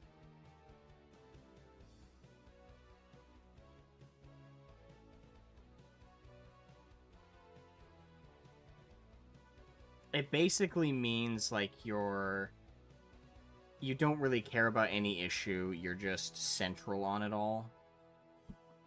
Because, like, the things you do care about are very rarely to do with, like, the bigger issues. You just try and avoid every, like... You try and avoid, like, any, like, contention on issues. Ambivalent? Maybe it's ambivalent. Maybe that's the word I'm thinking of. No, I don't think it's ambivalent. I think that ambivalent's a bit more neutral. It's more...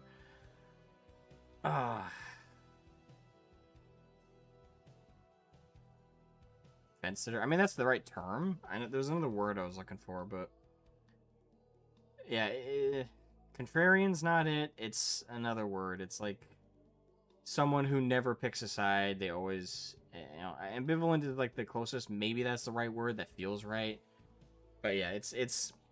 Mordian is a guy who... I think he... Aloof? Oh, yeah, aloof. Thank you.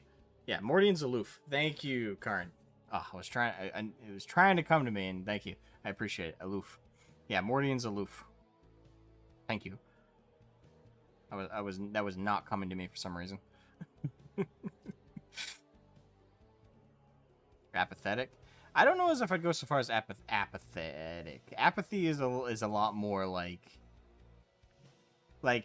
aloof.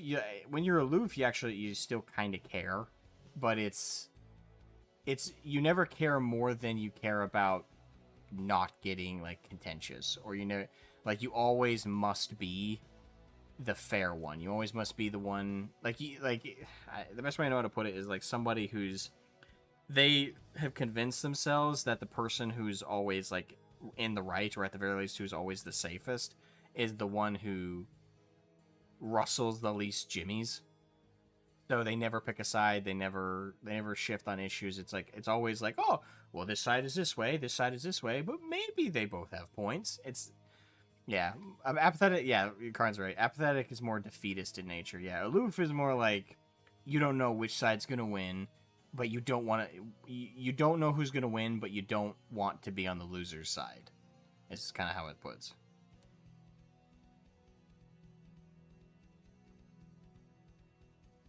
That's the best way I know how to put it. I think that's where Mordian kind of lands generally. But that's partial speculation.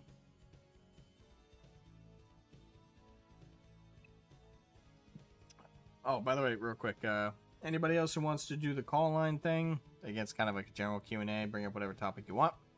Ask any questions you want. I can take another caller, but I'll give it a minute.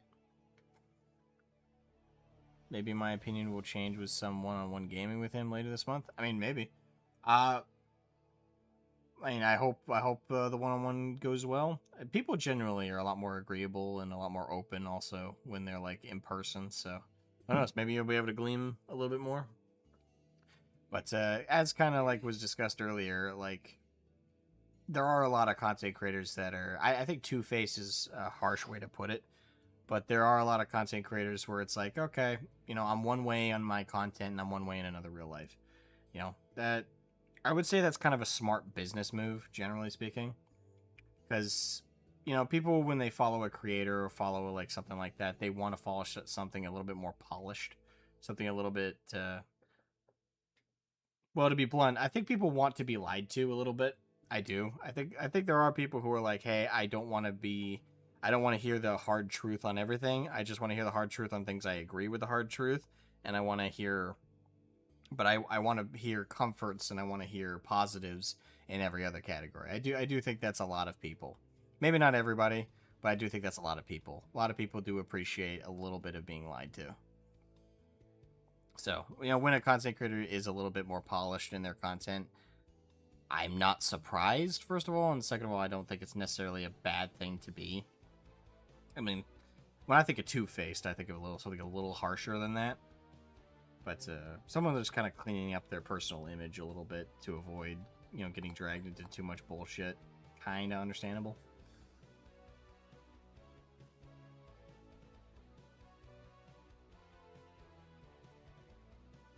$10 years in corporate, yeah, that'd do it.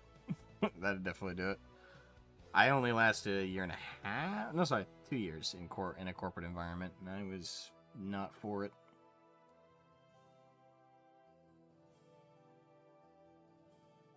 In a lot of ways, both Mordian and Val are just normal fellas of their background. I think that's pretty understandable. I mean, technically, you could say that for like most people, most creators.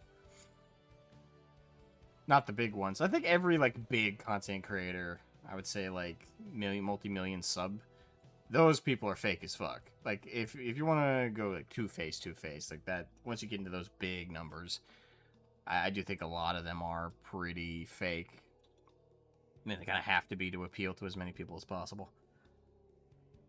I don't know. I've never been good at the whole, persona thing. I just kind of, I don't know, call me crazy. I'd rather just talk to you guys like I talk to anybody else. The only difference between, me in online and me in person is I'm quieter in person. Usually because I just don't have a lot of energy. Yeah, I think that's about it.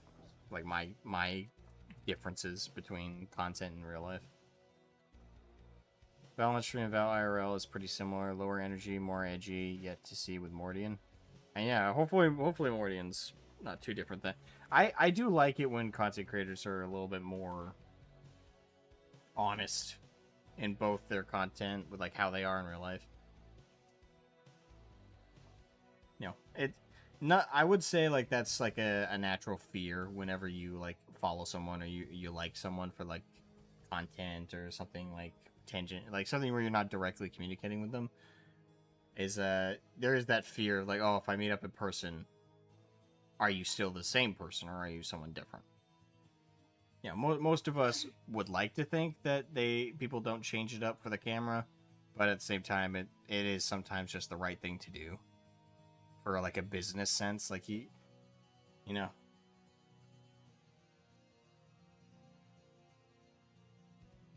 think I'm kind of rambling at this point. Both of them also don't have an audience with a common philosophy, so you're right in that they make an effort to not grandstand. It's also a very British thing. I mean, yeah, I think there's a... I don't know, I'm not even talking about grandstanding, though, when I'm talking about, like, addressing things. I don't think you need to grandstand to just simply say, you know, no, fem studies is not a good idea, it's a bad thing. You know, things like that, it's not like you have to make a big deal out of it. You can just refute it.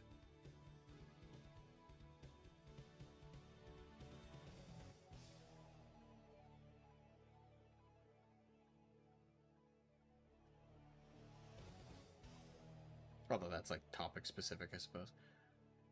Yeah, generally speaking, I don't know. I think it's important to, like, give issues their correct weight, but I don't think it's I don't think you necessarily need to make everything like a big deal necessarily. Valric has said that. The only thing I've seen directly of Valric's coverage of Feb Studies, I saw his initial stream reacting to it, and what he said on stream was, "I don't care." Maybe he said something different since, or said something in the same stream before or after that, but the clip I got to see of his stream, he said, "I just don't care." That's what I saw. I'm assuming he's been a little bit more elaborate on it since, or even maybe a little bit before that, but that one bit I caught was not impressive to me. But I'm not saying that's the only thing he said, or the only take he's given. Welcome back, Caboose.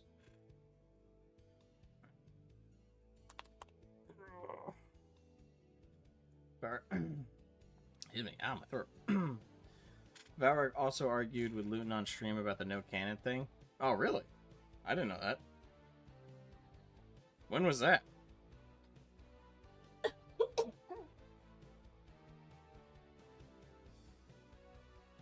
And I pull in Caboose. Well, wait for that response. Hey, Caboose. What's going on, brother? Not much. Just chilling. Just chilling. Realize now I'm gonna have to send my Deathcore Krieg up there, so you know you could have them painted as the Pimp Krieg. Pimp Krieg. Get in the Macarius. Get on the Macarius, Mama Jamma. We got some shit to do. Those heretics owe us money. Ha ha. Sorry. That's what I miss about fucking 40K is the silly, not the, oh, do you know that Cascall's actually Margaret Thatcher? No, shut up. Stop with that sort of stuff. I miss the silliness of 40K, you know. Oh, 40K is a parody. I'm like, everything's a fucking parody if you're gonna go by that metric. You know, let people have fun with some stuff. Let's have the old lore come back. Like the OG Deathwing lore, back when the Dark Angels were just space Native Americans.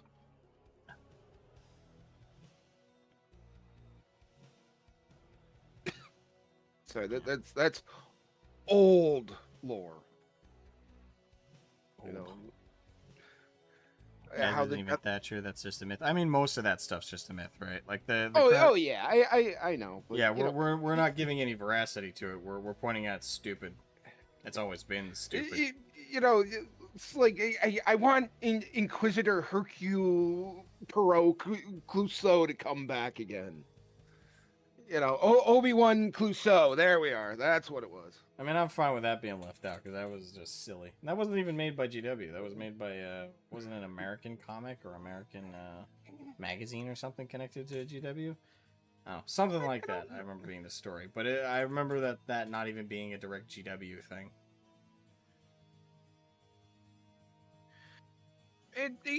I agree with Vivek. Is that it? Yeah. That Warhammer stopped being, you know, macho 1980s. You literally have Scarface with a bolter on an edition cover. a long, long time ago, Yeah, and it's became pretty much- very, very. Yeah, they stopped doing the parody stuff a long time ago. They have been taking themselves seriously for years. You know, there's some stuff with it, which I just miss the fun of 40K, where they've gone so off the deep end in other stuff. Like, you know, one of my favorite books, because it's one of my favorite characters. I'm sorry, I love Darnith Lysander. I field him every chance I can. Well, I'm an Imperial Fist player, so. Yeah. But there's this one book, and he's in it. I think it was Retribution something or other. And there's this part in this book where the Assassinorum is engaging the Imperial Fist because Imperial bureaucracy. And this head assassin, this female assassin, like in a ball gown, is just bolting, trying to get out of there. And next, it's just the Shield of Dorn pops out from behind the a rock, and she just slams full force into the shield and flies backwards. I'm like, where's that type of humor? You know, it's shock humor, it's child humor, but it was funny.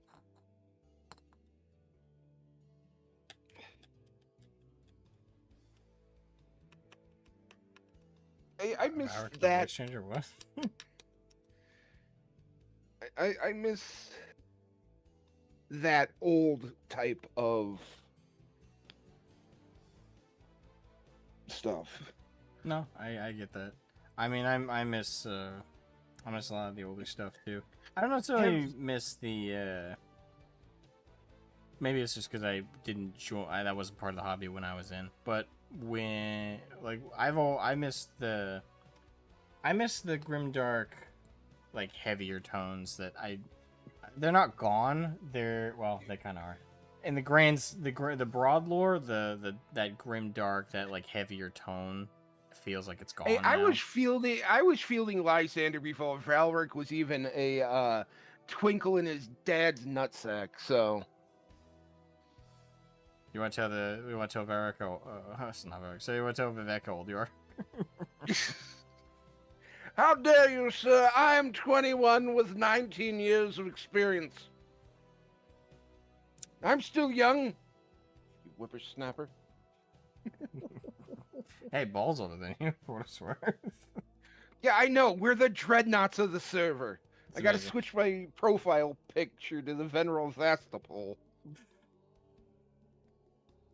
Yeah, I mean, I miss. Actually, I was that. just listening to that short story last night where he just comes out of nowhere, grabs the son of Horus and just cracks his neck. The correct thing to do in that situation, of course. Well, I've also been rereading the books because do you know who Angry Cops is? Yes, Well, he's from Buffalo, your neck of the woods, yeah. my neck of the woods, and he put out at APBs like, "Hey, I'm reading the Horus Heresy. Anybody got the Horus Heresy books?" I'm like, so I sent him every single paperback copy of my Horus Heresy series. Right here. You're going to have to transport him back from Missouri, but... Well, that's awesome. Well, yeah, I'm also buying the hardcover re-editions. I just got Horus Rising, you know, the new ones that have the illustrations in them. Yeah. I just got Horus Rising and False Gods, book 1 and 2. Nice. I still have my Masterworks Horus Rising behind me. I want, if I can find it, I want to get a series of the GW Black Books, Heresy Black Books. Huh? Just so that way I could just completely cut off GW completely. Like, would- I got that the would be a black good one. books. I got everything I want. See ya. Well, we're changing the lore of the heresy. No, you're not. Stop touching. Stop touching the heresy. No touchy. Boston. Boston. Take Lysander as much as you can. I remember when Lysander was the king of close quarter combat. What was the edition where they introduced dueling, where you could charge and issue a challenge? I think that was what, 8th? I don't 7th or know. Sounds like an 8th edition thing. Yeah, then it's probably 8th edition. I don't think that was. But 7th. yeah, Lysander on a normal attack had 3 swings of the Hammer of Dorn, which at the time was Strength 10, AP 1, no saves whatsoever. Mm. If you charged, you got a 4th strike. 4th strike. And if you challenged, and if you issued a challenge with your hero, they got a 5th strike and attacked first. So 5 hits, all hitting on 2 ups, with the ability to re-roll. Strength 10, AP 1, auto 5 wounds. Almost all the time. Nothing could stand up to it. No hero on the board could stand up to it. Damn. And then they released the rules for Sigismund, and yeah. Sigismund's just a monster on the board. Which he's rightfully so, because he's based and the best character. By far. Yeah, I mean, Sigismund, even in current edition Heresy, back when he was released in OG Heresy, could wipe the floor with Primarchs. And he could still do it. He Based. struggles a little. Yes, Khan. They introduced the Bachal into 8th edition Warhammer. If you refuse my butt, oh. That was... yeah. But I like 40k. My friends and family keeps buying me stuff. If I get bored, it's like I want to build a model. I can't go back to building, like, I'm going to build a Leopard 2 A5. I'm going to go back. I just can't go back to doing that anymore. And it's not like you can build Battletech. The models are already made. Unless you buy an Ironwind Mini. But even then, it's a monopose mech that's made out of metal. You know what I mean? Yeah, you have to do a lot of green stuff to modify that. You can do it. Like, I have a couple of kits of, they're called the Clanbuster, the Clanbuster Black Knights, and they're multi-part, multi-pose mechs. Mm. But the problem is they're pewter, so they're a little hard to get to stay together. And then before you even prime them, you have to wash them, you have to dry them, and then you have to paint them with a primer, and then you need to paint them with another primer. I learned that the hard way because I was painting up a unit, just a small unit, because I wanted to paint a Iridani Lighthorse, which is real easy army to paint. Yeah. It's OD green. That's it. There are already green So, spray paints too, so that you could speed that up really fast. Well, I used Death Guard green, the Death Guard primer, And yeah, that's pretty close to OD green. and it just peeled right off the metal. Like, I sprayed it, let it sit and dry, went back to it like a month or two later. Did you try starting with a black primer first? That's my mistake. I sprayed it right onto bare metal. Yeah, no. And that's when I learned, like, oh, this needs a metal primer before this goes on. It needs something to adhere to because none of GW stuff is made for pewter anymore.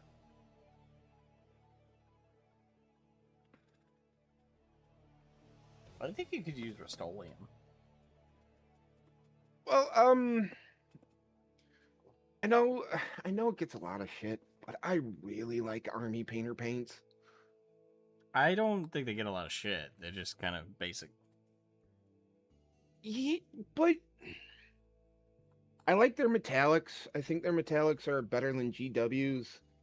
But their GW silver, metallic silvers, and Balthasar gold are unbeaten. I haven't found a better gold than Retributor Gold, I'll say that. Balthasar gold, Retributor gold. What's the one you're using on your shoulder pads for the armor? That's Retributor Gold. Or also Retributor called Gold. Retributor Armor. Space Marine 2 has got me so fucked up on paints. Because the paint's name and the actual color are two vastly different things. Yeah, the name is for copyright reasons. Yeah. But I also want to start painting up. I got a Primaris Combat Patrol, and I want to paint them up as the Sons of Dantioch. That could be fun. Yeah, I'd like to get them painted up. But I've just been having so much fun playing Chaos recently. You know, 11th edition? No. There's a retro group, and we play third, 3.5, fourth, and we're every few months we go up an edition. So at the beginning of the year we start at 3, and then we slowly go up. And I've been playing Chaos Iron Warriors 3.5 because they could take basilisks with Space Marine ballistic skills. Yeah, they're scary. I want to try 11th edition. I would like to learn because I've seen some of the young guys play it at the local LGS. I was like, a lot of this makes sense, but some of these rules I miss. Oh, well, you got to take this formation. You got to take this formation. Like, why can't I just pick my units and make an army? Why do I have to take a formation? Well, you need special rules. Why? Guys. Yeah, I know. But I was looking at the Chaos Codex, and there was an army I really wanted to try, but I'm not paying $150 for an emaciated female demon with a giant hammer. Although the model looks cool, it's not $150 cool. I could say that for a few models right now. Cool, but not the dollar amount they're asking for. Cool. Especially with 3D printing being a thing, Well, and I've also been working on my 30K stuff. Like, I'm slowly building. My Fellblade's almost done. My Gavel's almost done. Unfortunately, I lost a turret ring for one of my Predator Deimoses, and I can't find it, and I can't find anybody to sell me a part. I'm just like... And then there's the discount. I was like, yeah, GW shit, but at the same time, pretty much the only guys on the tabletop. You know, the BattleTech scene where I am is growing. Don't get me wrong, it is growing, but it's still very small and very niche. And people, when we try to introduce it to a younger generation, they look at the rule book and they go cross-eyed. I'm like, this is the advanced book. We're not playing this.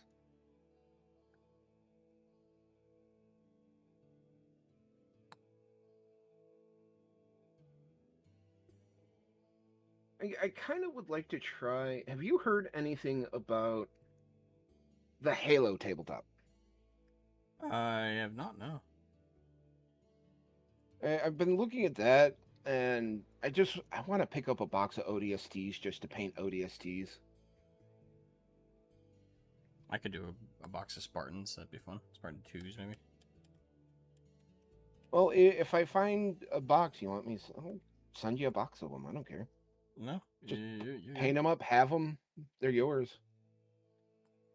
Vashtor the Arcfane. That's the model I'm talking about. It's I say Vashtor Arcafane. the Is it Arcfane or I say Arcafane? Arcafane. Arcfane. I thought it was Arcfane. Arcafane. It's a really cool model, but it's not $106 worth of model. I'm No, sorry, it's not. it's just not. No, you're right. I don't think it's worth that much. I mean, I was just excited the Iron Warriors got anything. It was like, and what do you know? We're the battered bastards of 40K yet again. Nobody likes the Iron Warriors. I wouldn't say that's true. Quiet, Karn. I like the Iron Warriors, but I also play Imperial Fists, so you know, I like the two sides of the same coin. So The two versions of autism.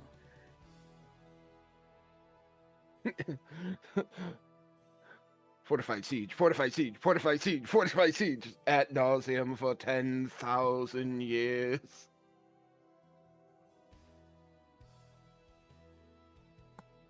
But there are two models I want to get, but I'm not going to pay $94 to get a single model.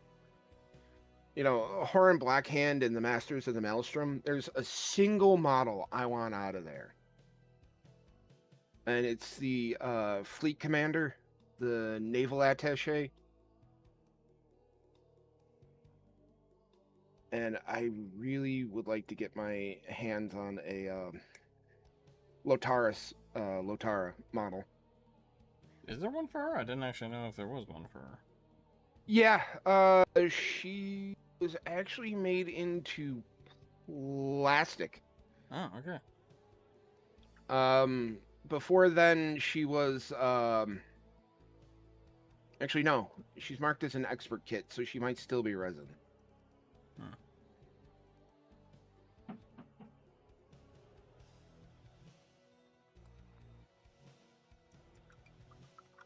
Yeah, no, it's still the Forge World sculpt, Ah, okay.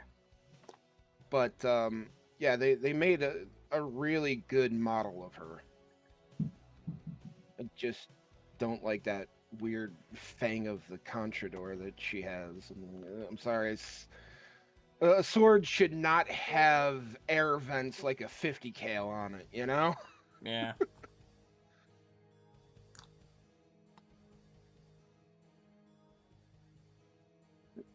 I mean, to be fair, Karn, you were playing easy difficulty in the PvE missions. Sorry, big God. Sorry. No, you're fine.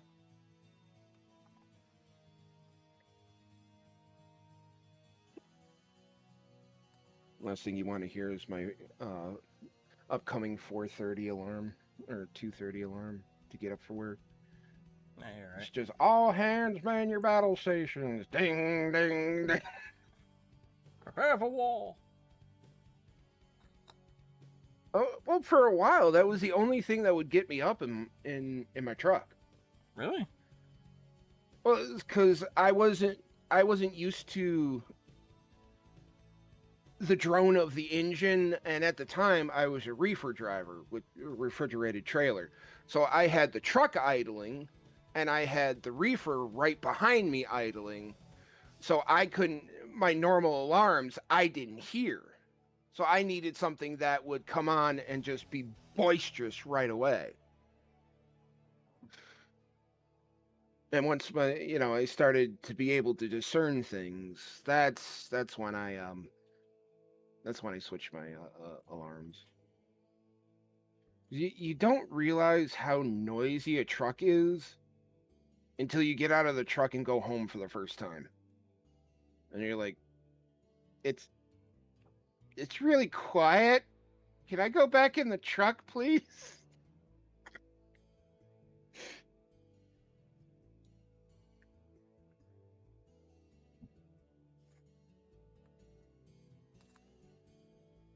So,